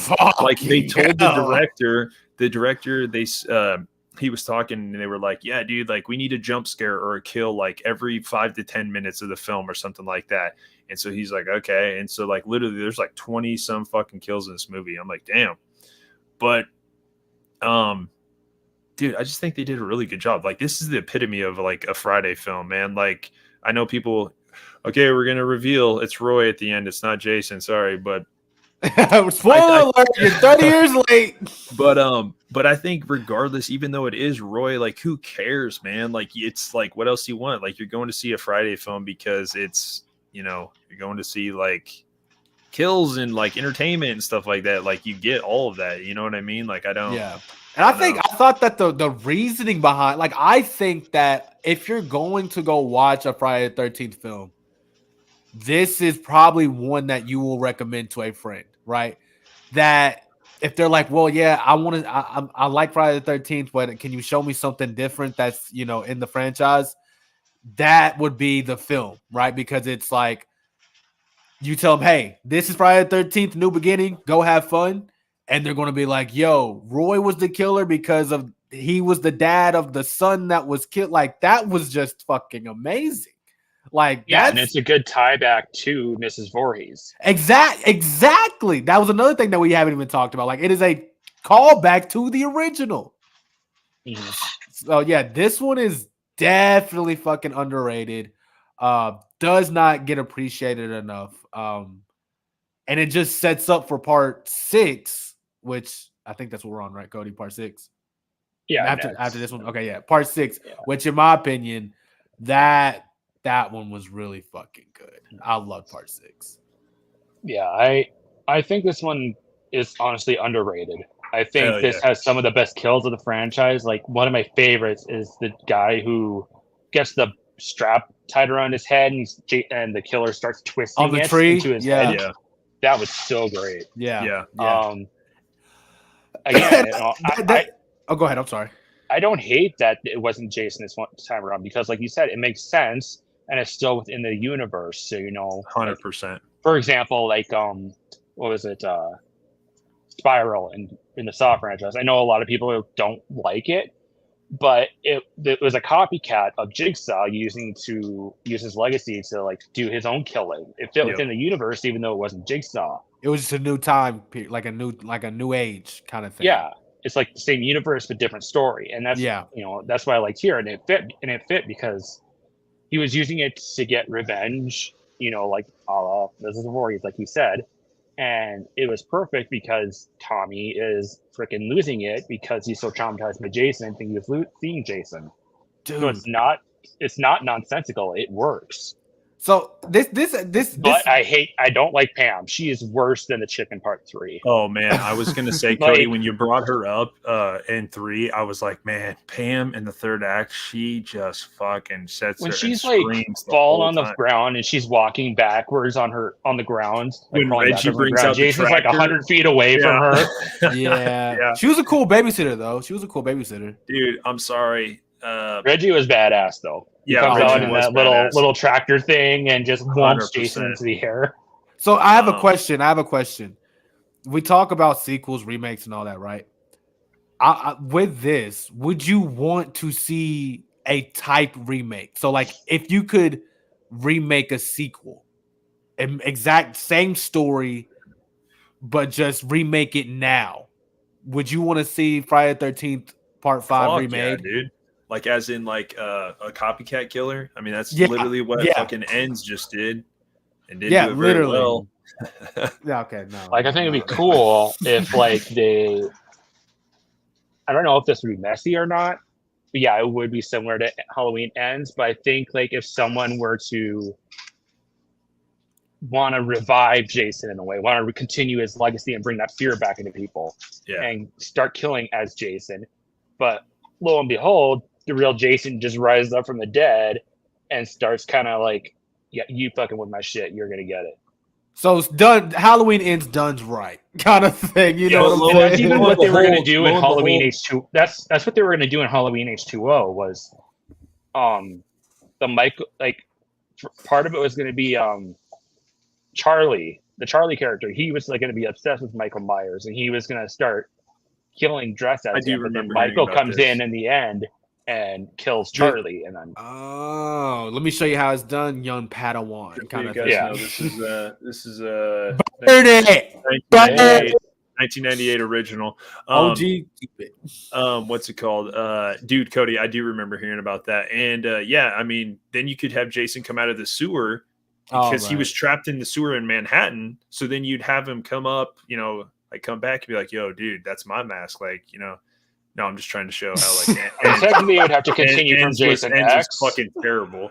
Well, what I'm saying is, would you want to see this movie remade, like verbatim, copycat? Like have 5 red herrings, like 5 red herrings. You know, you just got to figure out. It's not going to be obviously the same story because you want to see it coming, but like it could literally be like a Ghostface, like a Scream movie. Oh, that is literally what this fucking movie is. Part 5 is the Scream of the Friday the 13th franchise. 100%, yeah, because unless you believe that the whole like it's obviously a dream sequence when he's like riding in the car to go to the group home or whatever, like. You don't see Jason come back. Like you don't see like so you're figuring it's probably somebody. That's what I'm saying. I feel like everybody got upset. Hallucinating scene. But you still but with the title of, and again, this is pre-social media, right? With the title of Friday the 13th, A New Beginning, even though Jason's not there, when you're first watching this film, you still think Jason could pop up.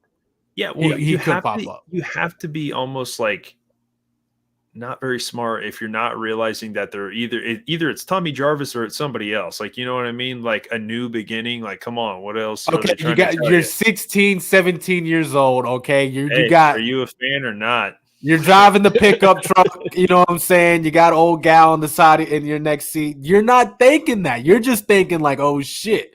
Who's the kid? You know what I'm saying? When I was 9 years old, like I knew what was going on with Bride of Chucky when they brought him back and all that storyline. Like I was smart enough. Okay, I was smart enough to know what was going on. You're woke. I understand. Obviously, when I was young, when I was younger and I watched this, obviously I didn't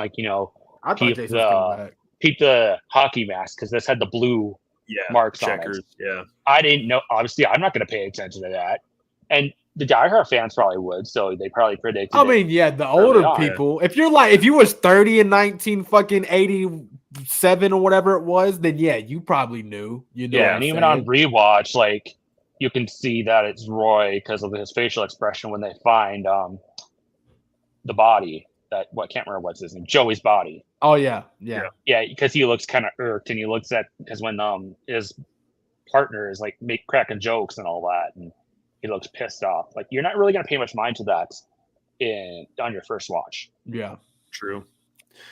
So again, 5. I think it's probably okay. I won't say it's most underrated because we'll get to my choice on that one here coming up pretty soon. Yeah, but it definitely is. It's probably one of the most controversial. But I think it's just a Friday film where it's like, again, this would have been a good anthology piece. Like if you were going to do an anthology, you would have done a whodunit episode or like a copycat killer episode or something like that. So this would have been like a good part of that anthology, to be honest. I am annoyed the MPA made him edit a certain death because that would have been amazing. Like I love the character of Violet, but obviously I knew she wasn't going to make it. Yep. Like when she's doing that iconic dance. Yeah. Originally, she was supposed to jump in the air and do some kind of splits, and Jason was supposed to whack her right when midair, when she's doing the splits between her legs. Oh, so like some Terrifier stuff before Terrifier. Yeah, right. Yeah. So, but the MPAA wanted them to cut that, so they changed it to obviously her just getting impaled. Oh, I think that would have been so cool to have the original death. Like, yeah. Dude, okay. Nice. I watched the special features. I'm sorry, Cody. I watched the special features, and the Violet, the actress, was like, talking about the movie and all this stuff, and they had Reggie the Reckless on there and stuff too. Mm-hmm. And dude, she said when she went and first saw it, and she saw the people standing up when he came out and like started killing people, she was like, I think this is kind of weird. And I'm like, lady, like what movie did you not understand? You were like, you know what I mean? No, but even Reggie said it too. Apparently, maybe they were hiding like what kind of movie they were doing because they were like, oh, we didn't even realize like what kind of movie we were doing until they revealed it was Friday the 13th, and then they couldn't understand why the movie got so much praise and why it was so big and like the fandom that came behind it. And I'm like, how are you like applying to star in a movie that you don't? Yeah. Well, I mean, this is before the internet. I actually shared an elevator with that actress at a convention once, and she was really friendly to talk to. Nice. So she was on the Final Girl panel. Oh, sweet. Even though she's not Final Girl, but just the women of Friday the 13th. But yeah, she was cool. That's awesome. That is dope. Now we get into the comeback kid. Yeah. So Jason Lives. This one, I mean, dude, like, what are we even talking about? Literally just watched this one today. Yeah. I think this is easily a top 3 of the franchise. It's hands down the most campy, but it's meaning to not take itself too serious, which I think is fun. And I think it just, dude, this movie is just awesome. Like, in another thing I will say, my bad about 5 before we forget, 5 did a really good job, if you actually watch it, of showing homage to all the first 4 before it. Like, it had like the barn scene, it had like it had a lot of stuff where if you really narrowed it down, it had like a lot of shit from chase scenes, like all the other films. Like, it truly honestly did. And even like Day and I were saying how the Roy is like the male counterpart to Mrs. Voorhees. 100%. It's a revenge. Yeah, it's a revenge story, and I don't see this trilogy. You got to look at it as a trilogy. 4, 5, and 6. It's one of the greatest trilogies. Yeah, it's the Tommy Jarvis trilogy. The Tommy Jarvis story is like one of the greatest trilogies in any franchise.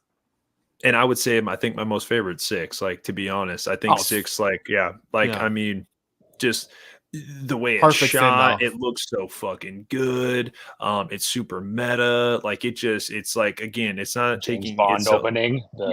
Like, I mean, it's so much fun. It's the campy one, but it's like, honestly, I feel like it's like easily the most entertaining.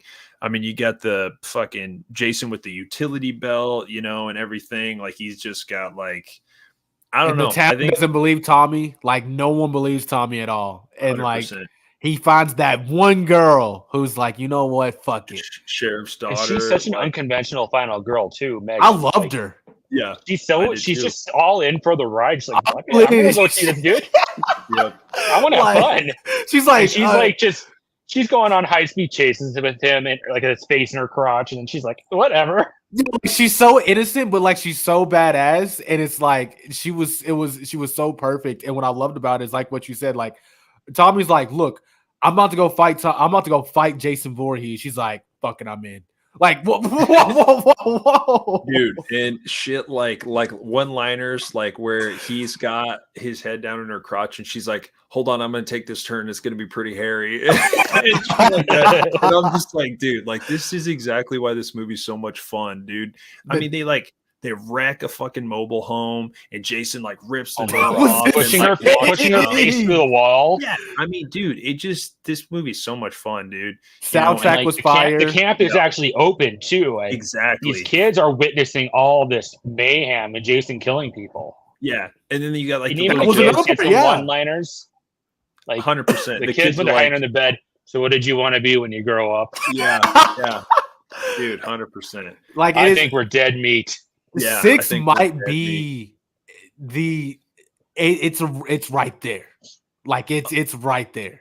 Oh yeah, dude, and like the Frankenstein opening and stuff like that. You know how he gets brought back. Like, it's so cool, man. And the like Alice Cooper cool soundtrack, too. Like, dude, dude, everything. Like the cinematography, like you said, they crashed the fucking trailer. And like Jason just gets up out of it, and like it's just like, oh, on to the next. You know?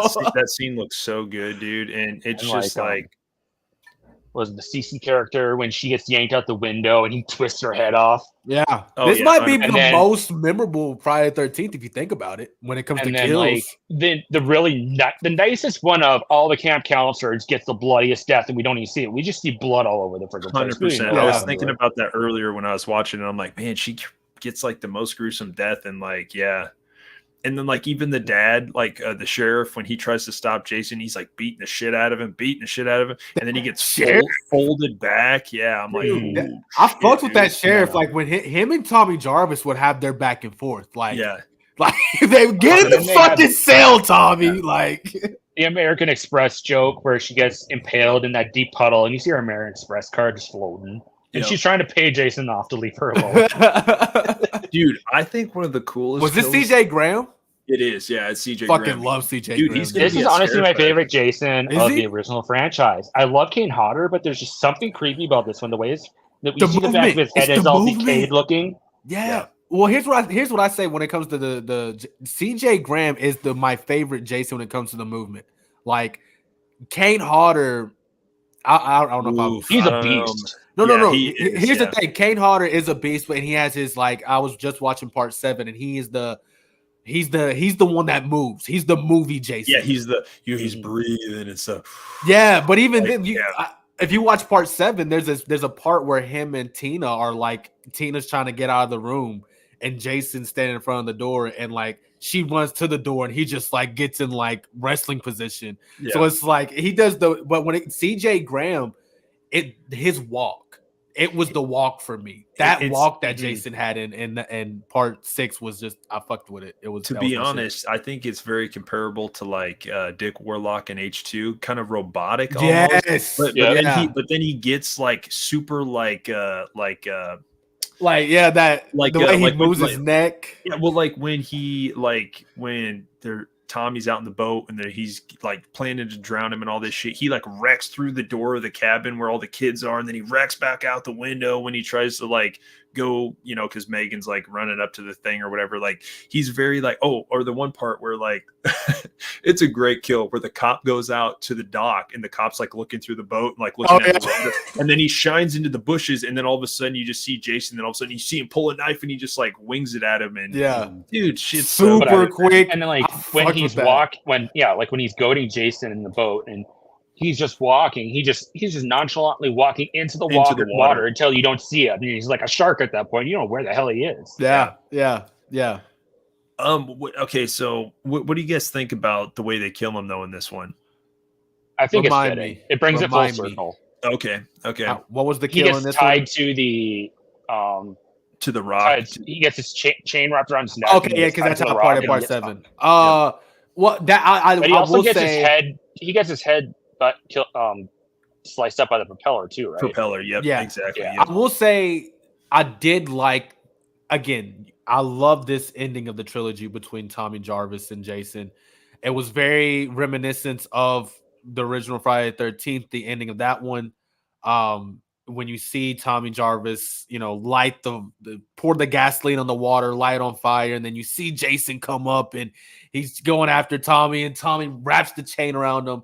So I will say the ending of this one, I thought it was very fitting. Like you said, Cody, it was very fitting.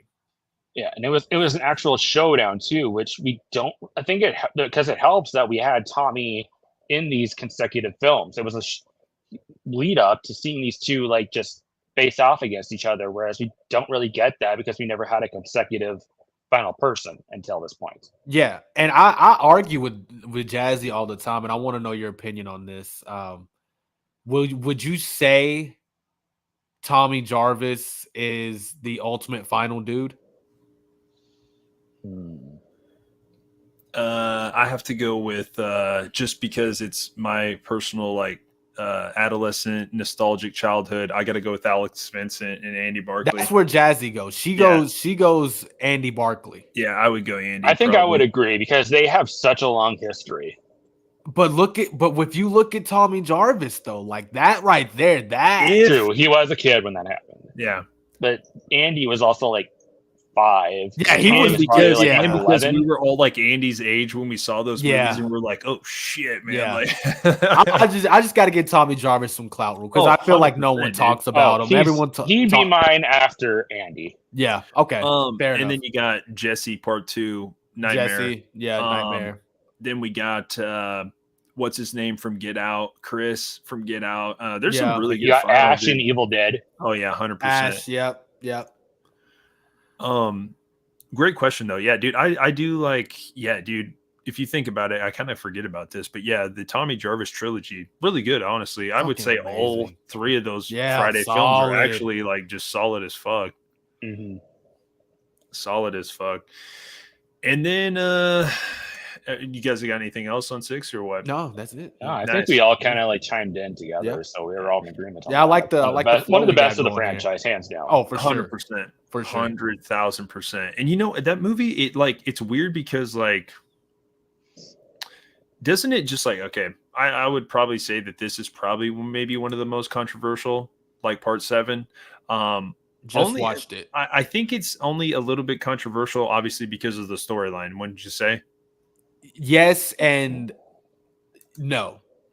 Yes, 100%. Yes, 100%. Like yes. it's like it's weird. I've seen a resurgence for this one though. Like I've seen within the past few years, I've seen a lot of people come out of the woodwork and say it's actually really good. Well, can I start us off on this one? Yeah, 100%. Okay, yeah, because I literally just watched it 20 minutes ago, before the stream started. So when you first watch part 7, this is a totally weird story, right? I compared a lot to Halloween 6, right? Because the story doesn't necessarily fit in the timeline of what the franchise is known, right? But if you look at it as just an individual story, right? Now, the ending, complete, I'm not going to say the whole ending, but the dad coming back. Oh, it might be the best of the franchise, dude. Okay, come on. That was where that should have happened. Something else should have happened. I feel like the boyfriend should have stepped in and did something. But anyways, back to part 7. The telekinesis part, it was different. But I did respect it for what it was. I did respect what Tina was bringing to the table. For whatever reason, they decided to bring that to the table. It's almost like with Michael Myers being controlled in Halloween 6. Like, it wasn't great that they decided to do that, but the way they executed it wasn't terrible, right? It could have been a lot worse.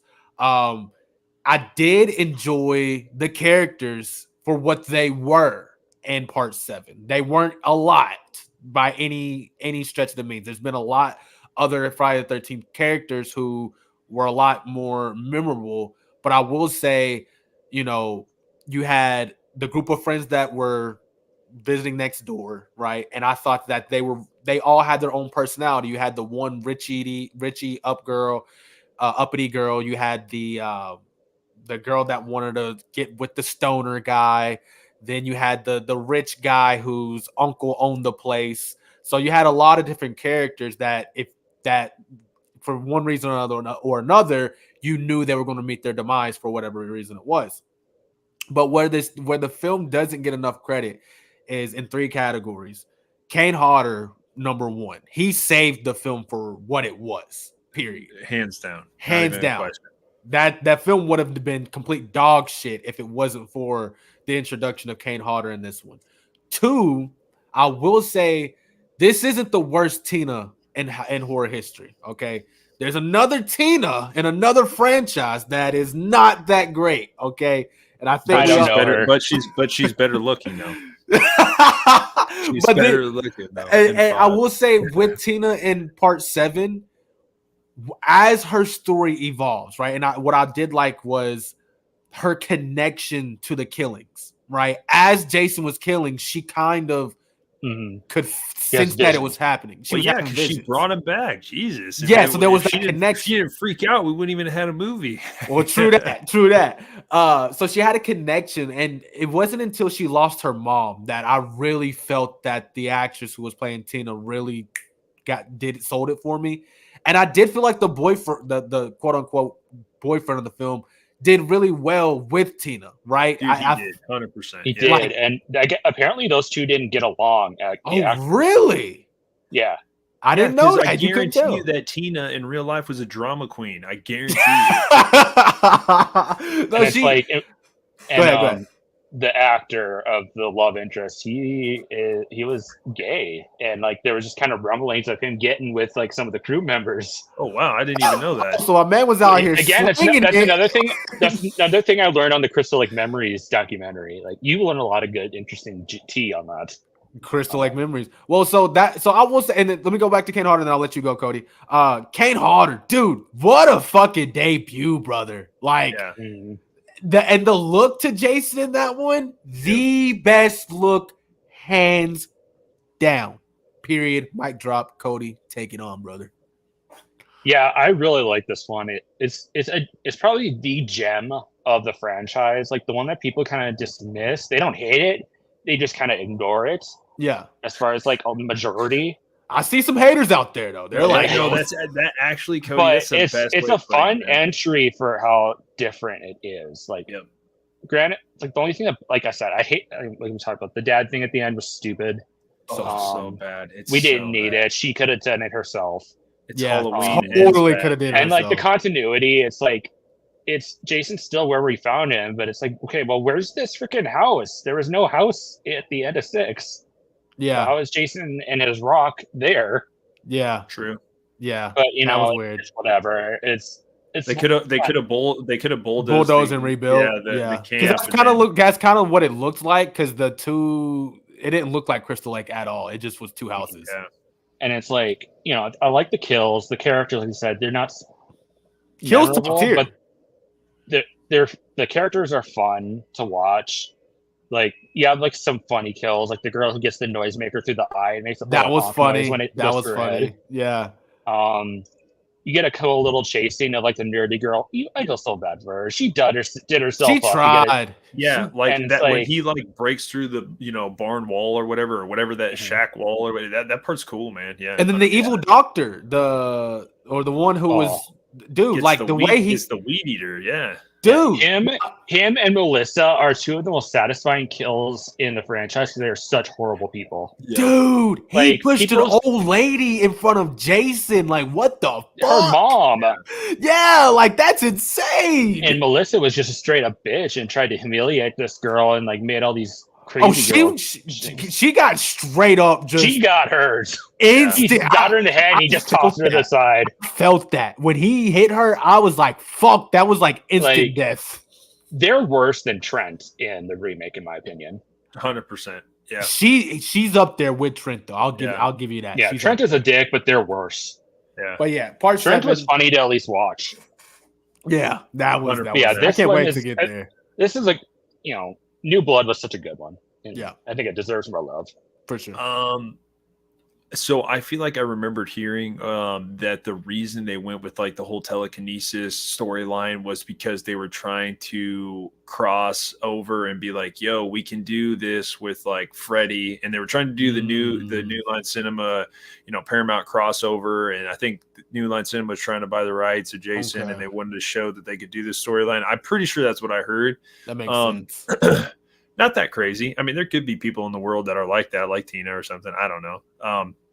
I just feel like the little girl looked like the little girl from Poltergeist. Yeah. Yes. Yeah. That same kind of haircut. Yeah.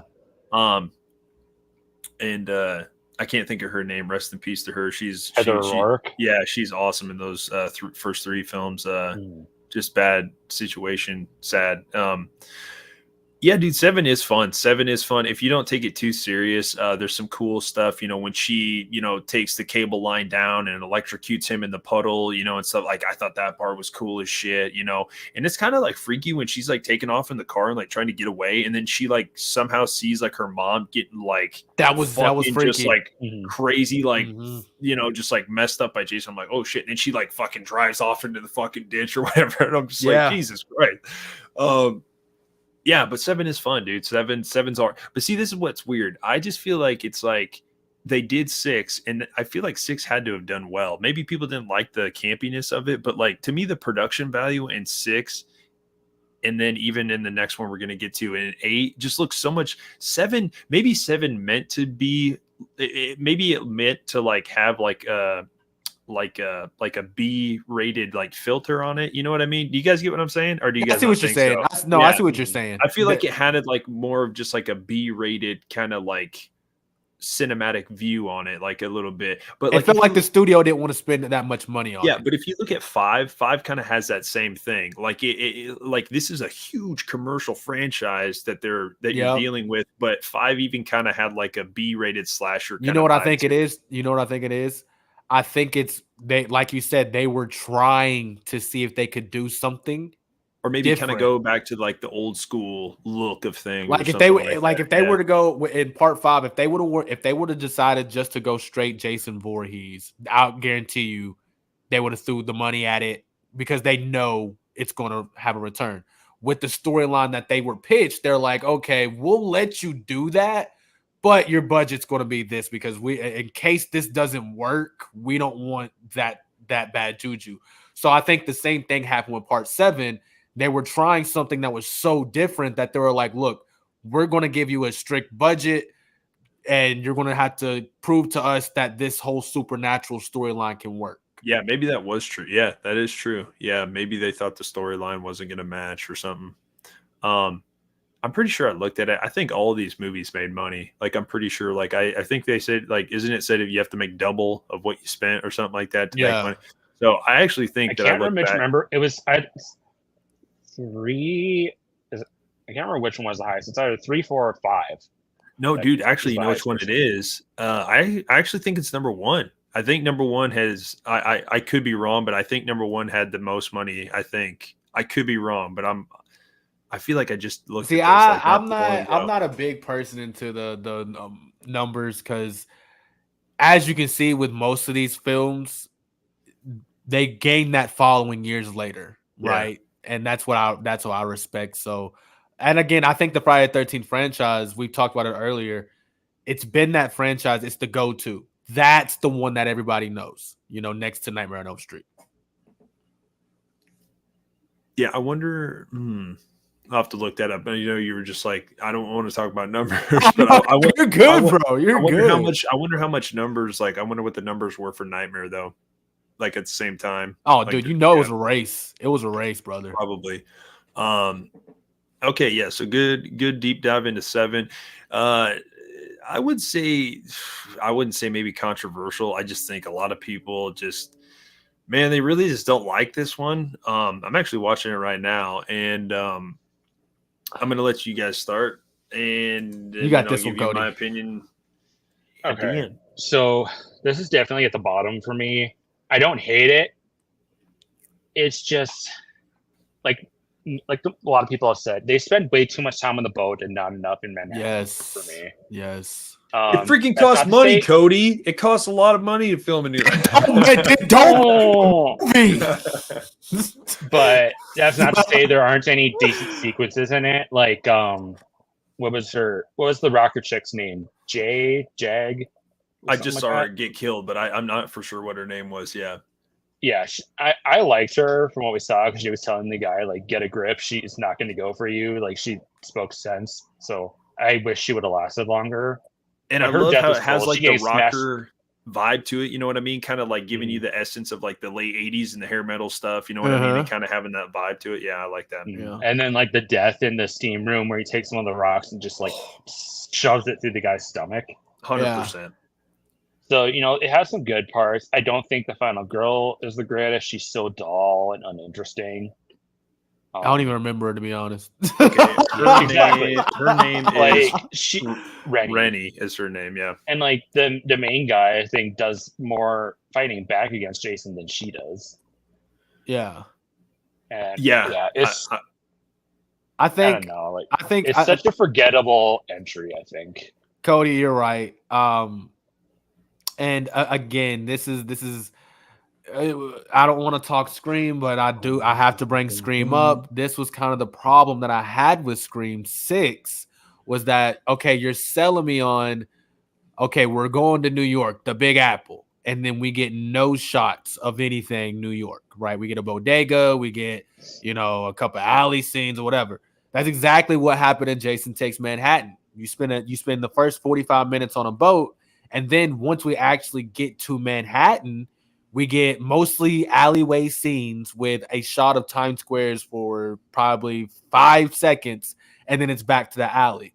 So, I think like other than like the main shots of like Times Square and shit, wasn't it filmed in Canada? Yeah. So so it's like I understand, like Child of Corn says, they say it's expensive to film in New York and LA, but if you have a movie that is set, that's the main selling point of the movie is New York or LA, then you have to be there. So with them not doing that, this one is on the bottom. It's on the bottom. One of the bottom. Yeah, and I think honestly, like apart from like I said, from having too much time on the boat, and not enough in New York, I think I don't know why I hate it so much. The part in the sewer, I don't know why I hate that so much. It just bugs me where the water comes, and you see the crappy looking effects on his face, and he's like reverted to a kid again. It's just stupid to me. I didn't like it. It's toxic sludge. Cody, no, I'm just joking. Let's all go into toxic sludge then so we can get younger. See, and this is why I love the horror community, because we can all have different opinions, but you know what? It's all good. Like, no, I mean, dude, I totally get it. I can get why people dislike this film. Dude, it's a top 3 for me. Wow. I'm sorry, it's a top 3. It's a top 3. I can remember being a little kid and seeing this one. Yeah, I can remember being a little kid, and I remember all my cousins were sitting around watching this movie, and I was a little kid, and I was in the background, kind of just like, you know, I could never fucking sit down, so I'm like running around and shit. And then there's the one part where he's chasing after the two, and he goes through the glass door, and I just remember like my little cousin like screamed like so loud during that part, and I was like in the back like, what the fuck is happening? Like, this shit's crazy. But can I say something real quick about that? Yeah, real quick? 100%. He's doing it again, Cody. He is. You see that poster back there, that H2O poster? You see that poster right there? Okay. I see Manhattan. You see Manhattan. Oh, yeah. This man has Child of the Corn, Anthony Mock, aka $1 Million Man with the $1 Million Questions, is known for living off nostalgia. Nostalgia all day. Yeah, 100%. And he will let that blind his ranking like this. Like, so, okay, I just noticed that because that's his H2O argument all the time is, dude, I can remember when H2O came out, being young, and this was one of my first, you know, it's the same. You're 100% right. But I will say that this actually has not a lot of nostalgia, because it took me a while to actually remember even watching Scream 3 for the first time. No, yeah, I remember that. Yeah, 100%. But okay, so like actually great comparison with H2O and Manhattan. The biggest thing that I think Manhattan has over like really the whole franchise, dude, I'm sorry, but I think this is the best looking Jason. I think it's the best looking mask of like the whole franchise. I'm sorry. I just think it is. I'm about to log off, bro. This is the same H2O argument. But this is what I'm saying. H2O has like the worst looking mask. Like, yeah. Like, I'm saying with H2O has like hands down like the anime or the. But what do you like about H2O? Oh, dude, it's like Scream, man. It's like, it's literally, you know, Kevin Williamson has his fingerprint on this movie. You know what I mean? And it's just like, dude, I think the cast is great. I think Jamie Lee Curtis is pretty dope in the third act. Like, I like how she's, you know, pretty badass and stuff. He's gotten better at this, Cody. He's gotten better. His original statement used to be, dude, I know H2O. I know they talk about the mask. I know, you know, but this was that movie back, you know. Well, really, to be honest, yeah, but you also know that I ride or die for H2O too. I know you do. This is insane. because dude, it starts out so well. Like, dude, it's Joseph Gordon-Levitt, like that kill and everything. It just starts out really clean. Then what happens? The vibe is so good. If they would have just kept that mask like the whole time and not like ran away from it, it would have been fine. What does H2O rank? Because you said Manhattan's top 3. Okay, so we got to have 18. Got to have the original. What am I forgetting? Got to probably go. Probably got to go 4. Probably. So it's probably in top 5. Probably top 5. Yeah, probably top 5. All right, I'll go rock with it. But again, Manhattan, I don't know what it is. I just love this movie. I think it is like, again, I know they're on the boat for like the whole time. I think the kills are actually pretty good. And I feel like the whole geez Louise. Okay. The whole, Manhattan downtown scene, you know, where he kicks the stereo and stuff like that. Super iconic. You know what I mean? I will say that is one of the best moments of the franchise. 100%. Despite my negative feelings about this one. And I think just like him chasing them to kind of like while they're going through the city, it's pretty good. It's not that bad, and stuff. And just it's a long chase sequence. 100%. They're going from the alley to the diner to the street to the subway, and like all that stuff. And just like, I think it gives you a pretty good look, like, or view of New York, to be completely honest. I think it did it better than Scream 6, to be honest. I know, Cody, you like Scream 6. Like, I do like Scream 6. It had the same vibe. Like, it had the same No, vibe. I will say it felt more like New York here in this than New York did in Scream 6, but at least you can mentally say it's New York because it was there the whole time. Yeah. Well, I'm thinking, okay, but it was better established as New York. In Scream 6 had a subway scene. Scream 6 really had alley scenes. It had every scene that they had, minus the diner. Like, that's what the opening credits are, I think, is just showing different sequences around New York, and then it jumps to that couple on the boat. Hell yeah, dude. And that's what I'm talking about. One of the best shots of the movie is the opening shot. And what does it show? Downtown Manhattan. And it's got the Batman emblem like showing on the big screen. I'm like, dude, 1989, like that movie was God tier, man. Like, oh yeah, 100%. So I thought that was really cool. And I like in Scream 6 how, when they cut to the guy that just killed Samara Weaving, he's watching Manhattan in his fucking hotel or in his apartment or whatever. Pretty cool.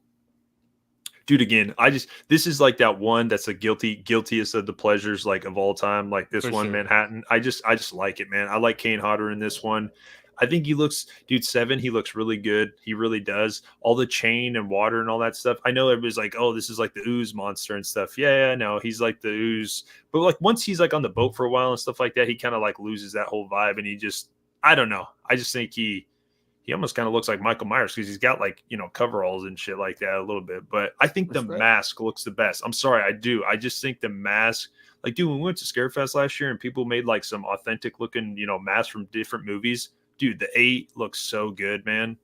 I mean, obviously, I think maybe 2009 might be the best, but like, dude, I just like 8 a lot, dude. Like, pretty good. Pretty good. For me, it's I like 7, 8, 3, and then the remake. Those are my favorites. Nice.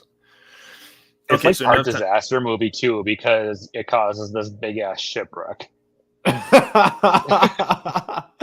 Jason takes totally Titanic. Forgot about that. Totally forgot about that. And then how they're like, they're stranded and then they come across New York. That part's pretty fucking cheesy. Oh, okay. Like we forgot one iconic scene. I forgot another iconic one where Jason rolls up on the dock and sees the hockey mask on the billboard.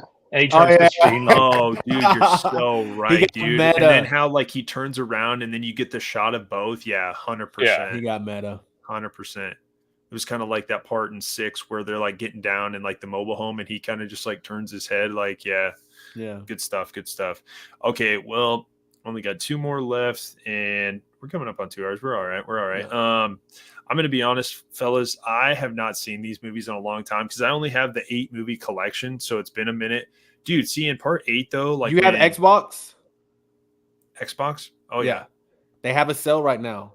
All 13 movies, I think. Or, I ain't going to buy all 13 just to get Jason Goes to Hell and Jason X. I'll just try to get him on Blu-ray. But it's been a minute since I've seen these movies. That's all I'm trying to say. So, have you guys watched Jason Goes to Hell anytime recently? No. What do you guys think of this cover? Looks pretty cool. I thought that was cool. Yeah, it's one of the most misleading covers I've ever seen in my life. You know what I'm saying? Like the movie has nothing to do with that cover whatsoever. Well, I mean, yeah, you got like the little fucking and the title, and we'll briefly go over 8, I guess, because go to hell. When you have the title Jason Goes to Hell and you're a horror fan, what are you thinking? Right? Like at the time, you're thinking, okay, this is going to be some crazy shit. Like Jason's going to hell. Like, is he going to come back and be like fucking demon Jason, like devil Jason? And then that's what we get. What we got is what we got. It has to be one of the most misleading titles of all time. Dude, I feel like Dom's gonna come in here and be like, what the fuck? And you know what? I take back what I said about this one not doing an origin story because this one does. they turn Jason into Michael Myers because he wants to kill the baby who is like related to him. Yep, exactly. Yep. And yeah, it's stupid. And then they get credit for ambition, but ambition can only get you so far. Yeah, you gotta have some type of fucking idea. It kind of starts out almost like Rob Zombie's Age 2, to be honest. Like the first 20 minutes of the movie are really fucking good. Like when Jason Goes to Hell starts out, you got the FBI that's fucking collapses on him, and they all fucking take him out in the shooting sequence. Yeah. Like that part's fucking awesome. Dope ass mask. Yeah, like the bulging almost head like out of the mask, like kind of shit look like it's pretty cool and stuff. And then then it just kind of takes this turn. Okay, my bad, Cody. What's up? It has a couple of decent sequences too. Like you said, the opening and the diner attack sequence where he pops that chick in the mouth and her mouth's just like sunken in. Yep, dude. Like, and then I know the unrated version of it where he kills that couple in the tent when they're having sex, where he just like slices her like through the shoulder and she's just like split open while she's like riding the guy. Yeah, I know what you're talking about. Yeah, dude. Why? Otherwise, do I remember? This movie not just really sucks. remember this scene. There's no one special to root for. The main dude is a weakling. Yeah, he's just and he's wearing a Letterman jacket the whole time, isn't he? I can't remember. I can't remember either. And then obviously we have the final shot, which took forever for us to get that, but Oh yeah, dude, the final sequence when it's like all these like fucking like the like. Oh, I mean when we see Freddy's hand come up and hold Jason's mask. Oh yeah, down. Dude. Yeah, that stuff looks. That's really the good. only redeemable part of that movie. Do you guys like the bounty hunter aspect or? No, not in this franchise. No, I don't mind it. I think it's kind of cool a little bit, but again, like I just think the production value and stuff just wasn't the best. Like I just feel like, I feel like this movie is. The Friday the 13th is like, okay, you can only take so many chances. They took chances with the telekinesis. They took chances with the Roy being the killer, the copycat killer. They like taking him out of Crystal Lake. Take him out of Crystal Lake with Manhattan. Like it's like at this point we're getting to the movies where it's like, okay, it's time to put him to bed for now because we're just throwing stuff at the wall and seeing if it hits. But technically, don't they have to like make movies, like keep making movies to like keep the rights to the titles and shit? Oh yeah, because they can rent them out to somebody else. Yeah, I feel like that's at this point though. It went to New Line, so I feel like they were contracted. Oh, nice. I didn't realize this was a New Line one. This looked like a New Line movie. Well, see, I think it was because weren't they trying to do another crossover here where they were almost trying to do like Hellraiser or something like that, or like? Well, I mean, Nightmare is with New Line, so. I'm guessing they're probably still trying to go for that. If like, I wonder why that didn't final work shot out was then. any indication. Yeah, man, not bad. Again, like I can find some entertainment value in it, but again, the storyline's not the best, characters not the best. It's just if it's its own movie, I'll watch it. But with that tagline, I can't watch it. It makes my feelings on Halloween 6. Like I don't hate it. It's probably not. It's one of the least good ones of the franchise, but it makes this Jason Goes to Hell makes Halloween 6 look like an Oscar-worthy movie. Dude, I could not agree. I thought, like, dude, I would watch. Okay, now help me, Dan. I'm not even making this up. Dude. No, you're like, good, brother. Dude, I've kind of been going in my bag from when I was a little kid, and dude, I used to watch Curse a lot, dude. Like I did. Like it always seemed like it was on like quite a bit, and like I do remember like being like, man, like this one just feels a lot different than like what had that 90s vibe to it. You know what I mean? So like, but dude, Cody is 100% right, dude. Like this movie is like in the stratosphere compared to like, now Dom, if you're still in the thing, dude, I'm not trying to rag on your film. I'm really not, dude. Like, dude, again, this is like, I like Manhattan. There are many other movies that I like that probably a lot of other people are just like, what the fuck? Like, dude, yeah, like, Manhattan top 3 is insane. That's insane. Yeah, like 100%. Like, and that's what I'm saying. Like, we all have our guilty pleasures. Like, it's all. Oh yeah, yeah. I got H6 as my like number 2. Like, that's what's up. Hell yeah. Probably has the best Halloween vibe of maybe all the films. Maybe it's up there with that one and 5. 2018, I think that's why I like 2018 the best, because it's just all around. It has the atmosphere. It has the kills. It has the great Michael mask, the great Michael, like all of it. It's the perfect Halloween film. Yeah. And then we'll get to the last one. This one, I definitely remember. I think I watched this one for the first time on the Sci-Fi Channel, if I remember right, when I was a little kid. I think I was too. Yeah, and I didn't hate it. I thought Kane Hodder comes back. So my bad, was Kane Hodder in Jason Goes to Hell? Yep. Was he? Yes. Was he? Yep. Okay, nice. This is his last one. So I thought he did a good job. I think it gets a little bit like. Dude, I feel like when I saw this movie, I was like, "Oh, this is kind of like Leprechaun in Space or whatever." Like, I was just like, it kind of to me had like that same production value. But like when they're kind of like at the beginning, they're looking for him, and he's like frozen and all that stuff. Like that all looks like really good. It, like, you know what I mean? Like, yeah. But then when they get into like the whole android and all that, like, what are you guys' thoughts? My bad. With this one, I thought it was good. I thought it was a little bit slower to get started, but once it got started, I was hooked. It was so different because we hadn't seen anything like this before, right? As far as, taking a mainstay iconic character and put him into space, like that's where we get that old trope nowadays. Like, oh, let's put him into space. That's when you really lost the character, right?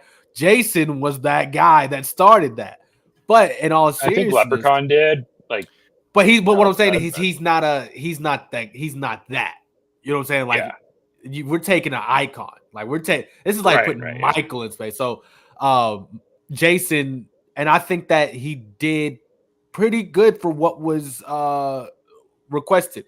But what Child of Corn said was 1,000%. That android is what killed it. That's where you're kind of. I mean, she's kind of funny. She's kind of hot. Like, you know what I mean? Like the sequence, like when he, makes sense. Yeah. Like when, what do they call him? What does he become? Uber Jason. Uber Jason. Yeah. It almost kind of had like the Alien vibe when they send him out into space at the end, and stuff like that. Like that's kind of cool and stuff. Yeah. I was thinking like Uber Jason is a sexy motherfucker. Yeah. I felt like the android was like kind of RoboCop vibes a little bit versus, kind of whooping his ass. And she technically did kill him. Just didn't stay long enough to see those things regenerate on him. And so I think the concept for what they were going for, they did exactly what they were wanting to do. And I think that it's a good film. It's a very good film. What are your thoughts, Cody? I fucking love this movie. Yeah, it's my baby. I love this movie. It's unlike Halloween Resurrection. This one knows what it is. It knows it's stupid, but it has fun with it. Yeah. It gives us kills. It gives us just bonkers ideas. It gives us Uber Jason. I love our final girl here, Rowan. She's like taking charge immediately. She's like, "You brought him on the ship, you dumbass." And she's like immediately on the ball trying to get these people together and kill Jason and hunt his ass. And then it's like when she's trying to like figure shit out, and then he creates that virtual reality of him and the campers. Yeah. And he's like, "Oops." She's like, "What oops?" It's like, "Nothing." She's like, No, you do not say oops. What oops? I just think she was so great and doesn't get enough credit as a final girl in this franchise. And like the Janessa character, I thought she was so funny. Yeah. And I get so mad every time she gets killed when she gets sucked to that vent. Oh, dude, yeah.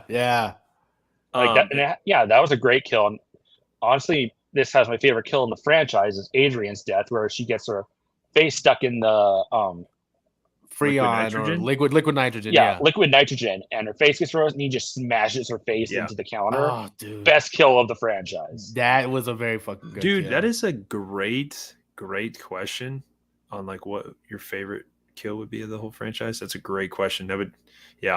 Great question. Yeah, to me, like when I think of Kane Hodder as Jason, this is what I think of him immediately. I don't think of like his previous Jasons. I think this one encompasses Kane Hodder as Jason perfectly. I can feel that. I can feel that. And like the way they brought him into space, it works because like I said, he's cryogenically frozen, and so is she. Sense. So and then they do the time jump, and they are as they are, and they take him on this ship, and they say like, "Oh yeah, Earth's is unlivable now. So they have like the Earth 2, so it's not as if like people are living in space now.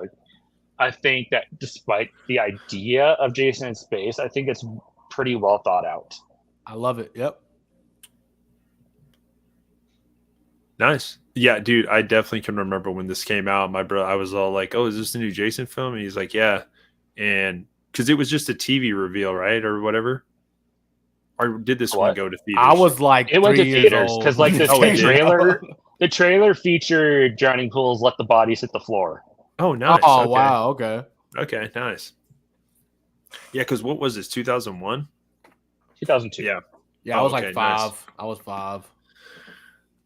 Dude, I'm not gonna lie, fellas. Like, I literally was like, "Oh, we only got 2 left." Yeah, dude, I literally forgot about the Great White Buffalo. Here we go, baby. Yeah, here we go, baby. We're not doing Freddy versus Jason.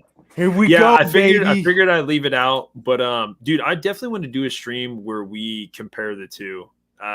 The 2 franchises? Yeah, 100%. You know, because I feel like they were the big dogs, and like I've kind of been wanting to do that debate for a while. But you gotta start us off on this one, Child of the Corn. Like, dude, like, what else is there more to say about this film? I can remember when this came out, and dude, Platinum Dunes just absolutely fucking killing it.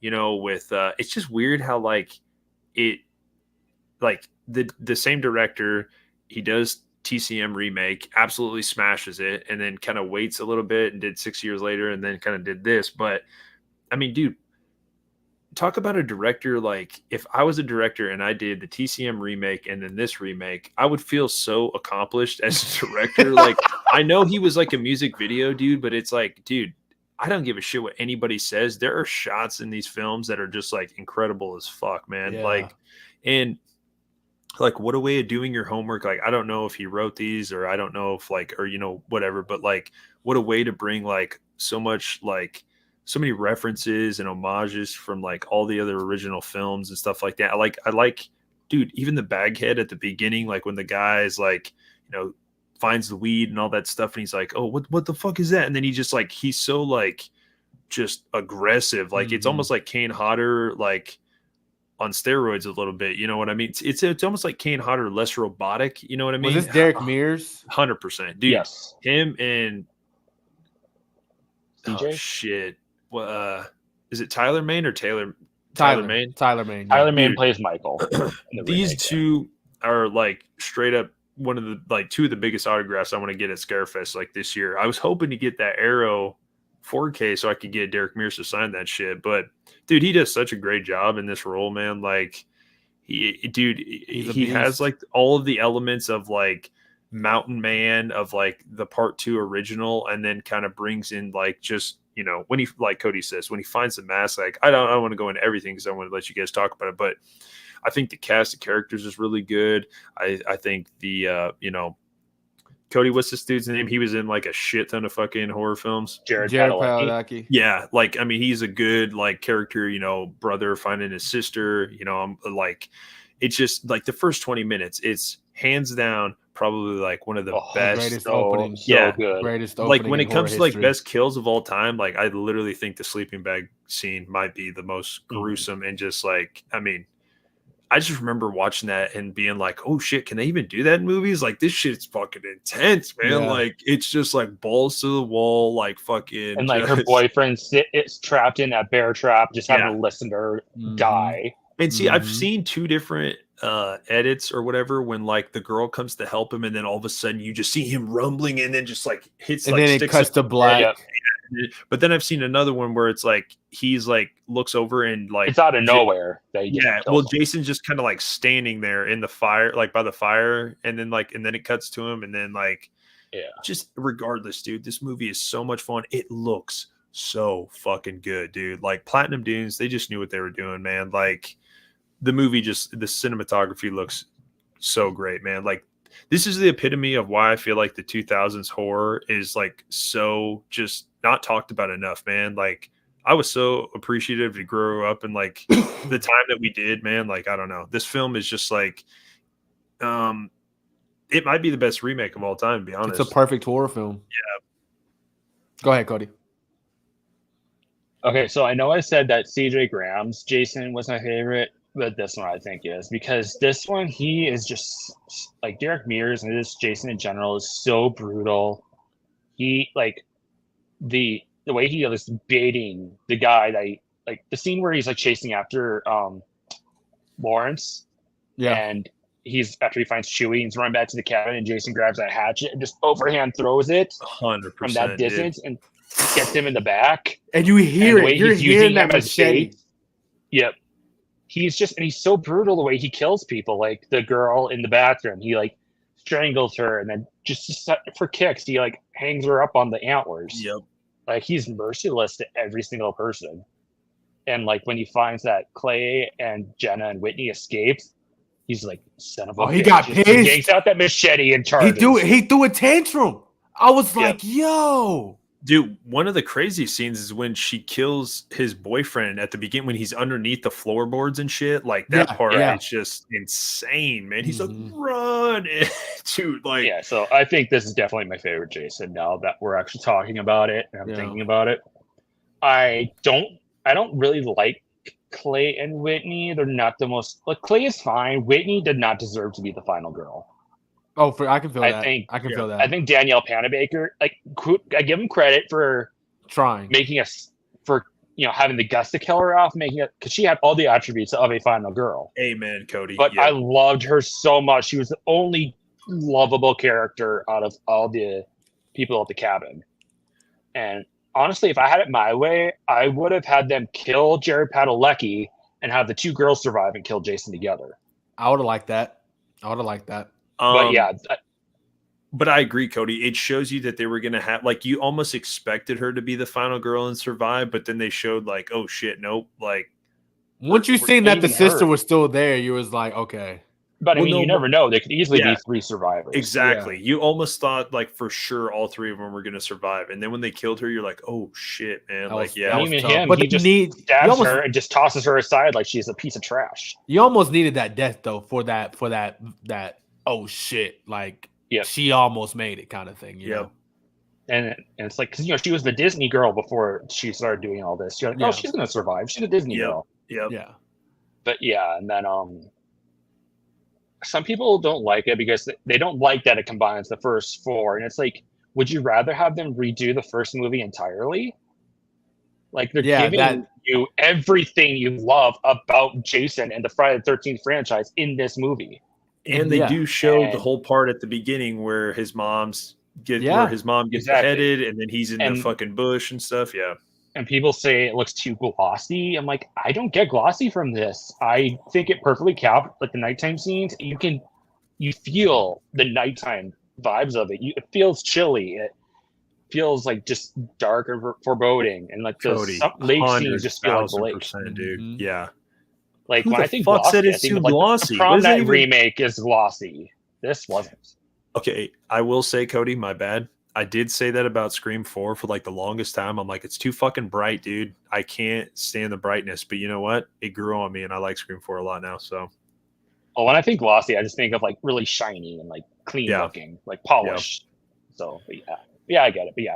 But the people who hate on this one, I don't get it. It serves everything a person loves about the franchise and Jason, and I don't know. Yep. I think it's one of the best.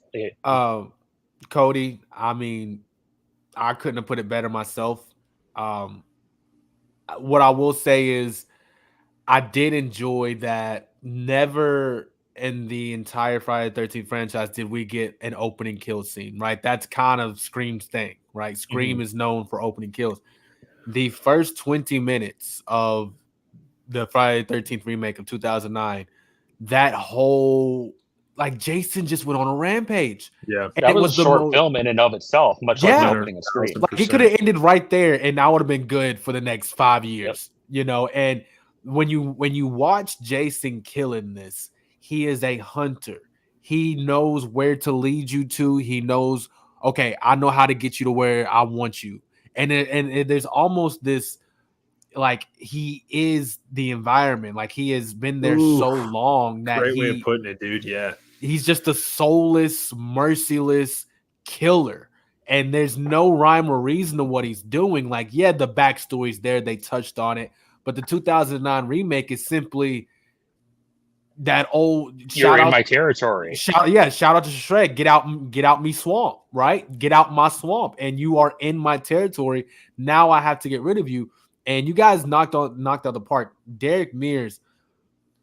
I don't know how much training he had for this, but this dude literally took every fucking single one of the Jasons that we all know and love, little bits and pieces, and then said, okay, that's what you guys know.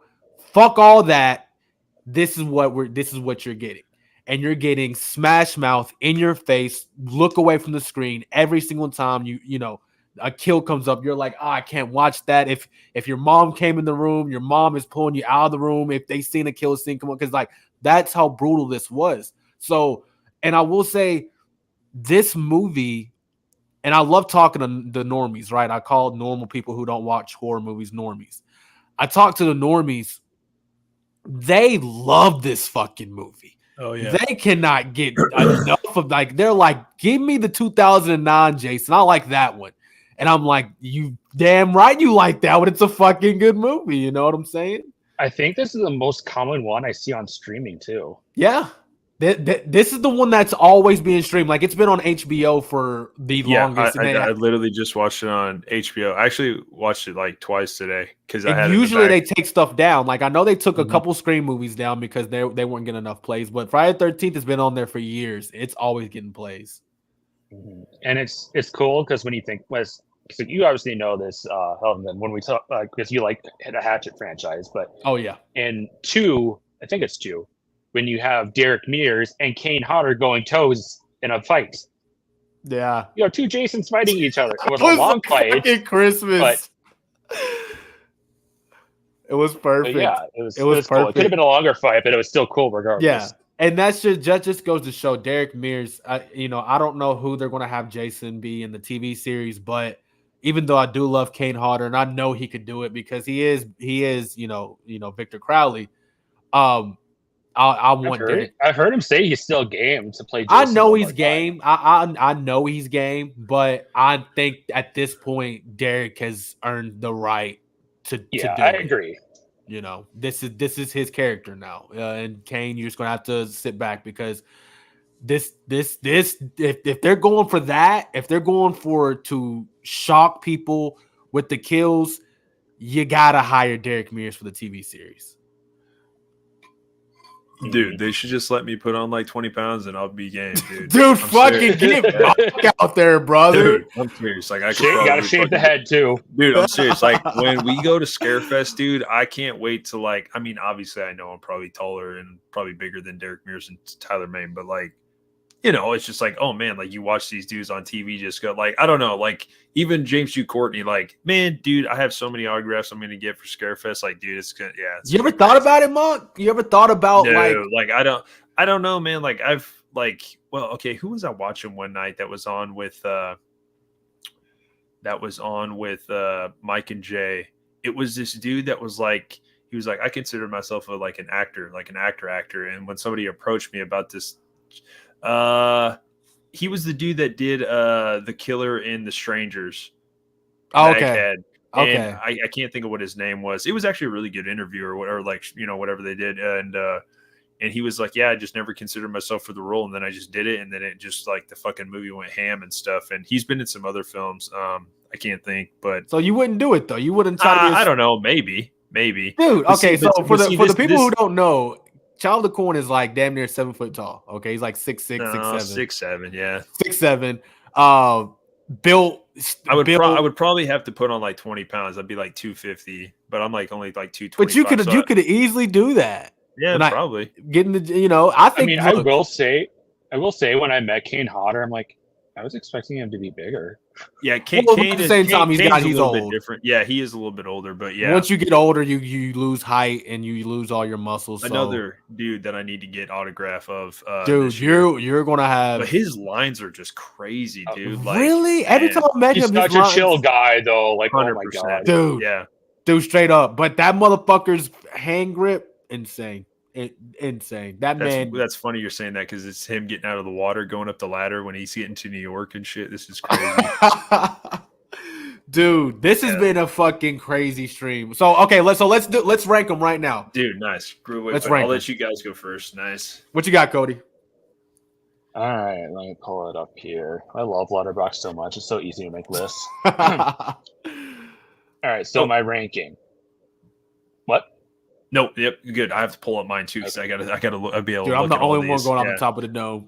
Nice. Oh, mine is just purely favorites. If I had to go by like which ones are like the genuinely like good ones, that'd be a whole different list. But these are just my general favorites, the ones I'm most likely to watch.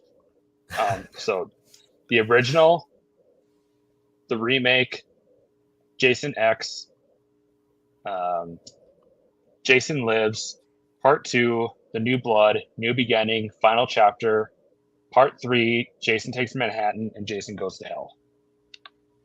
Dude, you have Final Chapter kind of down there. That's crazy. I like it, dude. Nice. But dude, I love. So what was your top 3? One more time. Both of you guys are going with the original remake and Jason X. That's crazy. Okay. So okay, I'm gonna go OG, number 1. I'm gonna follow Cody with the remake being number 2. Then I'm gonna go for my third one. I'm gonna go Part 3. Then I'm gonna go Part 5 for my 5th one. And then for 6th, I'm gonna go Part 6. Which is insane right now, brother. Literally the only ones okay, so Part 6 is Part 6. 7. Okay, 7's gonna be Jason X. 8, Part 7. 9, Part 2. 10, Jason Goes to Hell. And then whichever ones I didn't name, just no, I pretty much got it. Yeah, Nice. Yeah. Okay. Ooh. I all over the board right now. I told myself, I was like, dude, you got to write this out, dude. Okay, so number 1, obviously, got to be remake. Yeah, tough, but I think it's got to. I think it's got to be the remake first. Second, got to be Jason Lives. Yeah, Jason Lives is just too much fun. I love it, man. 3. I'm sorry, fellas, but it's got to be Manhattan. I just love Manhattan, dude. I mean, Day has New Beginning pretty high up on there. New Beginning, hey, that was a good one. No, we all agree it's good, but if you ask the majority, they hate it. Oh so yeah, I'm just kind of comparing. Yeah, this is personal. Yeah, this is personal. Yeah. Okay. The internet's going to disagree with us. Either way we go, it's the internet.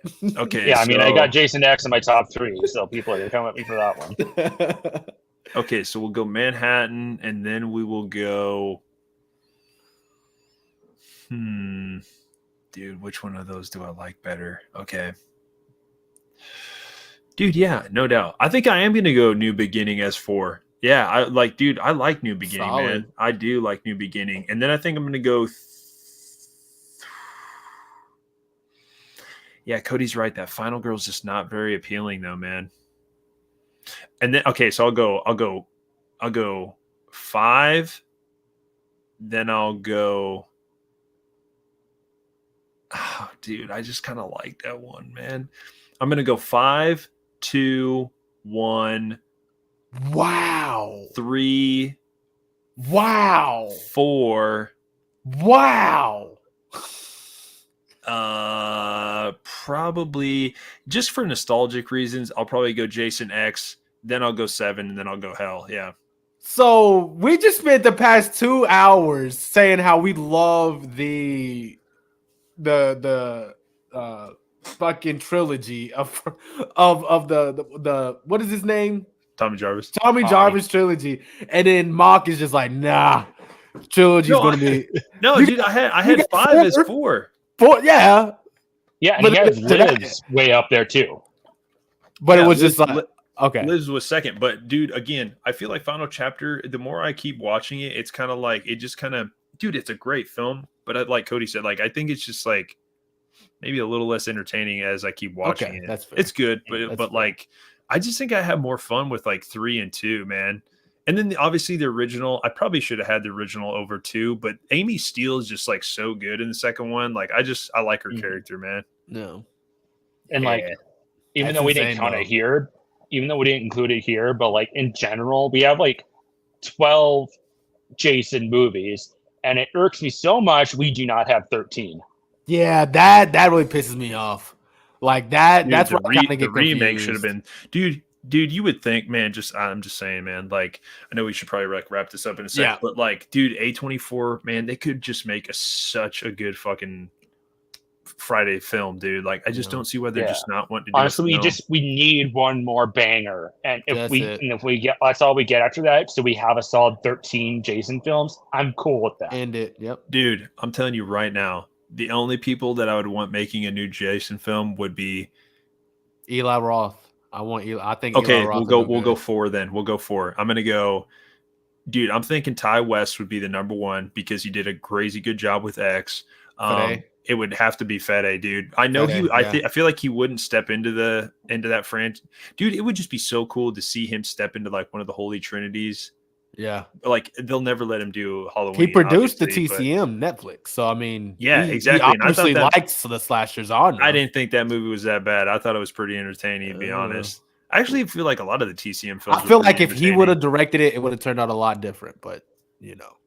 My choice would be such an oddball. It's such an oddball pick. He hasn't dabbled that much in the horror though. And it's Matt Reeves. Ooh. He's too busy on making them 2 next god tier. But hold on though, could you imagine though, Mock, right now? I mean, I think of like Cloverfield is pretty much horror. And I think he did such a great job. And as a general director, he does an amazing job too. Like I almost compare him to like the team at Platinum Dunes in some ways. Cool. Okay. So I don't know. I think he would do a great job with. I think he would too. I think that would be interesting to see. I think if he ever did a horror movie, I think that would be the franchise I would want him to tackle for sure.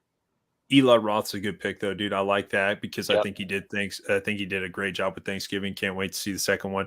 And then I'll always say Jamie Blanks just because I don't know if Jamie Blanks could step into like the gruesomeness. I think he's more of a sleek like slasher dude. You know what I mean? What do you think, Cody? I agree. And like, I think like when you look at Urban Legend, some of the critics said they didn't like it because it was too gory. I'm like, it really wasn't though. They don't show shit. They don't show anything. It's like Texas Chainsaw Massacre, where the kills, it can be pretty brutal. Like Sasha's death, she's getting wailed on with an axe. You don't see anything, but you think you do, but you don't. You don't see shit. The kills are just that brutal. That you can sense it. Yeah. But, don't show anything. So yeah, I would think that would be a great choice.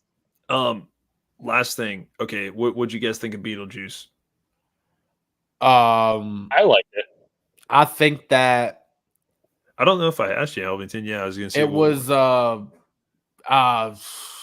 one of the best sequels I've seen. Oh, nice. Oh, wait, I feel like I did hear you say that. Yeah, nice. One of the best sequels I've seen. It's definitely not better than the original. It had some moments in it where I was like, as far as the wife, that felt like unnecessary, but it was still a cool way to wrap up everyone into it. But for a sequel that's been 30 years in the making, over 30 years in the making, for sure. Dude, definitely, yeah.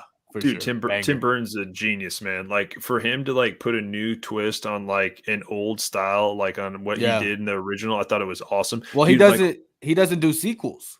Like he's a one-off kind of guy. Like he did the Alice in Wonderland sequel for Disney because they paid him a ton of fucking money. But as far as his IPs that he creates, they're one-offs. And he said he did Batman Returns. Wait, no, he did. Wait, yeah, he did. Yeah, Nightmare Returns. He did the first 2 Batmans. Yeah, Batman Returns. Yeah. Which honestly, I like Joel Schumacher, but man, if he would have got a chance at doing a third one, it would have been interesting.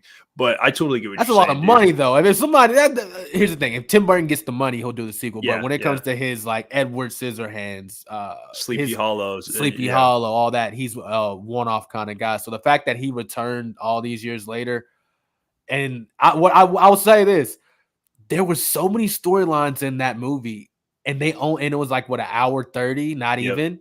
And every storyline I felt like got enough time. I thought it was super interesting. Yeah, exactly. Yeah. Some people said that the storylines weren't that fleshed out. I'm like, I think they were. Like, apart from the wife, like it all tied together in the end. Like Jen Ortega wanted to find her dad, and that tied into Lydia going to Beetlejuice, and Beetlejuice had his wife. Delia wanted to get to Charles, and it all tied together in the afterlife. Yeah, then you had fucking the cop, his storyline, plus the wife's storyline. And, like, that's what was great about Tim Burton. It's like, dude, he did all that in an hour 30. Like, that's insane. Like, imagine doing a movie and pulling in 7 different fucking storylines and having it make sense. Dude, what I was thinking... another director I want to throw out there, Christopher Landon. Ooh. Okay, nice. Happy Death Day. What do you think about that? I say why Friday not? the 13th? Yeah. Yeah, he did a good job, but like as far as being a R-rated slasher with Freaky, even if I didn't love the movie, I think he captured the slasher feel really well. And same thing with Happy Death Day. Amen, dude. I think he'd make more like a Jason Lives kind of film, right? Kind of a little more like campier and stuff. Yeah. I like to see him tackle Nightmare on Elm Street. That'd be cool. Dude, I think that's Jordan Peele's wheelhouse, but I don't think he'll ever do it. No, don't get me started with that guy. I say Radio Silence, but I'd rather them just. I want Scream to belong to them. True. Yeah. Yeah, my bad. I guess we can say that for another stream, but yeah, better fucking 240, baby.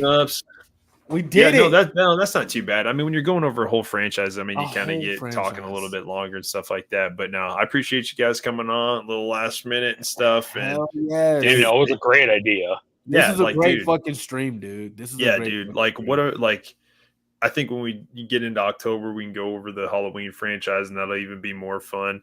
Again, dude, I love F-13, but like, dude, I think I just like Nightmare and Halloween just a tad, just like by a hair, just a bit better. But like, dude, when it comes to rewatchability, you can just sit down and just throw all these movies on and just have a fucking good time, man. Right on. Yeah.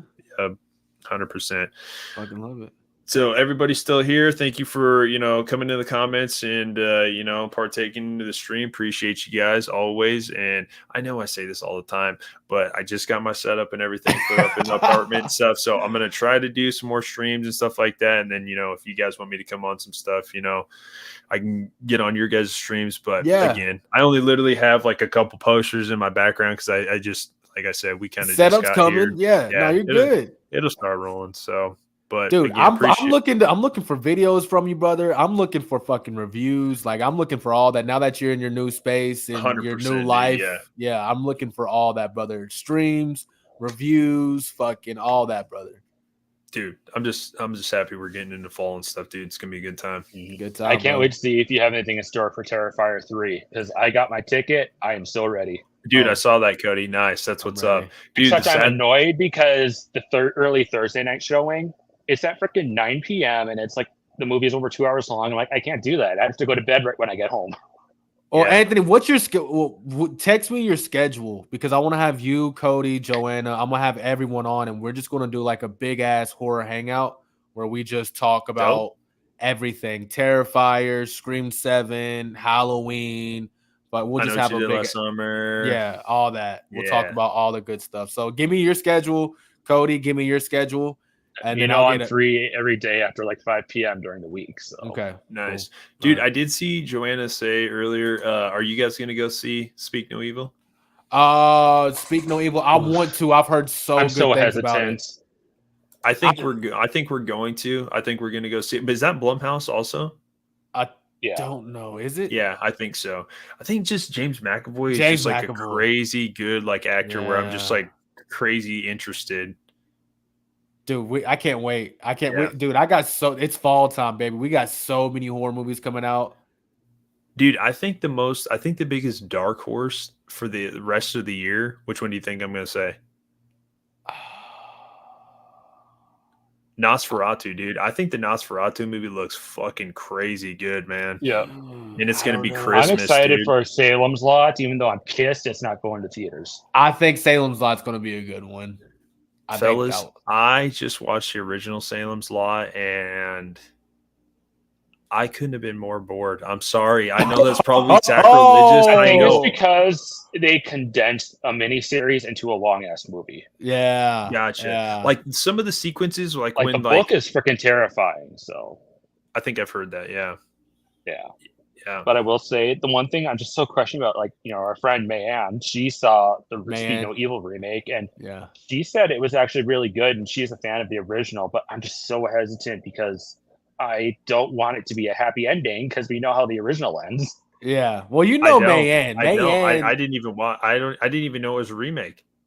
Oh, I heard it was. Yeah, it's like an international film, isn't it?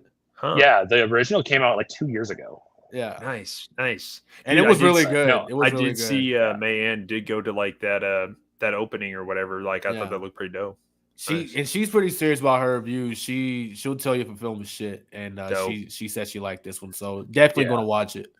I am gonna watch the movie Subservience after we log off here, the Megan Fox Robo one where she's like a killer AI. Oh yeah, I seen that. I seen the trailer on that one. I rented it on Apple for like $5.99, so I'm gonna watch that tonight. Let me know. I'll be obviously. Oh, watch out for my review. Your review tomorrow, obviously. Megan Fox is an AI. She probably already is an AI in real life, to be honest.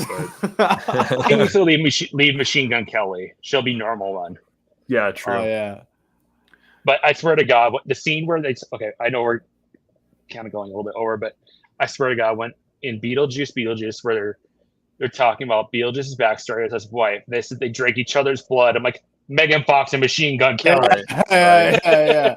Dude, Michael Keaton did such a good role. Dude. Like everybody in that cast did a really good job. It's like time hadn't passed. He said, I watched him behind the scenes, and he said he was talking to Tim Burton. He was like, I think he said 17 minutes of screen time the whole movie. He said anything over 15 minutes. I think it was 15 minutes. He had way more screen time in this than the original, I think. Yeah, but he said he wanted. No, I don't think he did. I honestly felt like it though. It felt like he had a much bigger presence. Each scene though that he was in was only maybe like I remember. Of course, you had the backstory scenes, right? But when it came to the IRL scenes, like the ending scene, of course, I think it was damn near on par with it. It was just spread out more, I think. Probably, yeah. But I just think Michael, like you say, didn't miss a step. Like I remember the one-liner he said, it sounds like your wife is a real soul sucker. He was like, yeah, you tell me. Now, the part that had me rolling was when Lydia gets out of the model the first time and he's lip syncing to Right Here Waiting. Yeah. Wherever you go. I was dying. Yeah. Dude, great movie. We gotta look next on the horror hangout. We're gonna talk about all this and more. We gotta do it. Dope. I dig it. Again, fellas, thank you guys. Appreciate you guys coming on here. Thank you, Cornhuskers. I appreciate 100%. You guys hosting me for a little bit. Getting this next weekend. But again, we're going to try. Dude, that part right there. He walks through that fucking glass door. So cool. So cool. Happy Friday the 13th, everybody. Yeah, exactly. Everybody, again, thank you for coming into the comments and everything. And hope you guys Friday the 13th was good. I'm going to go watch 3D right after. So nice. All right, guys. Love you guys. Nice. Peace. Get me out of here.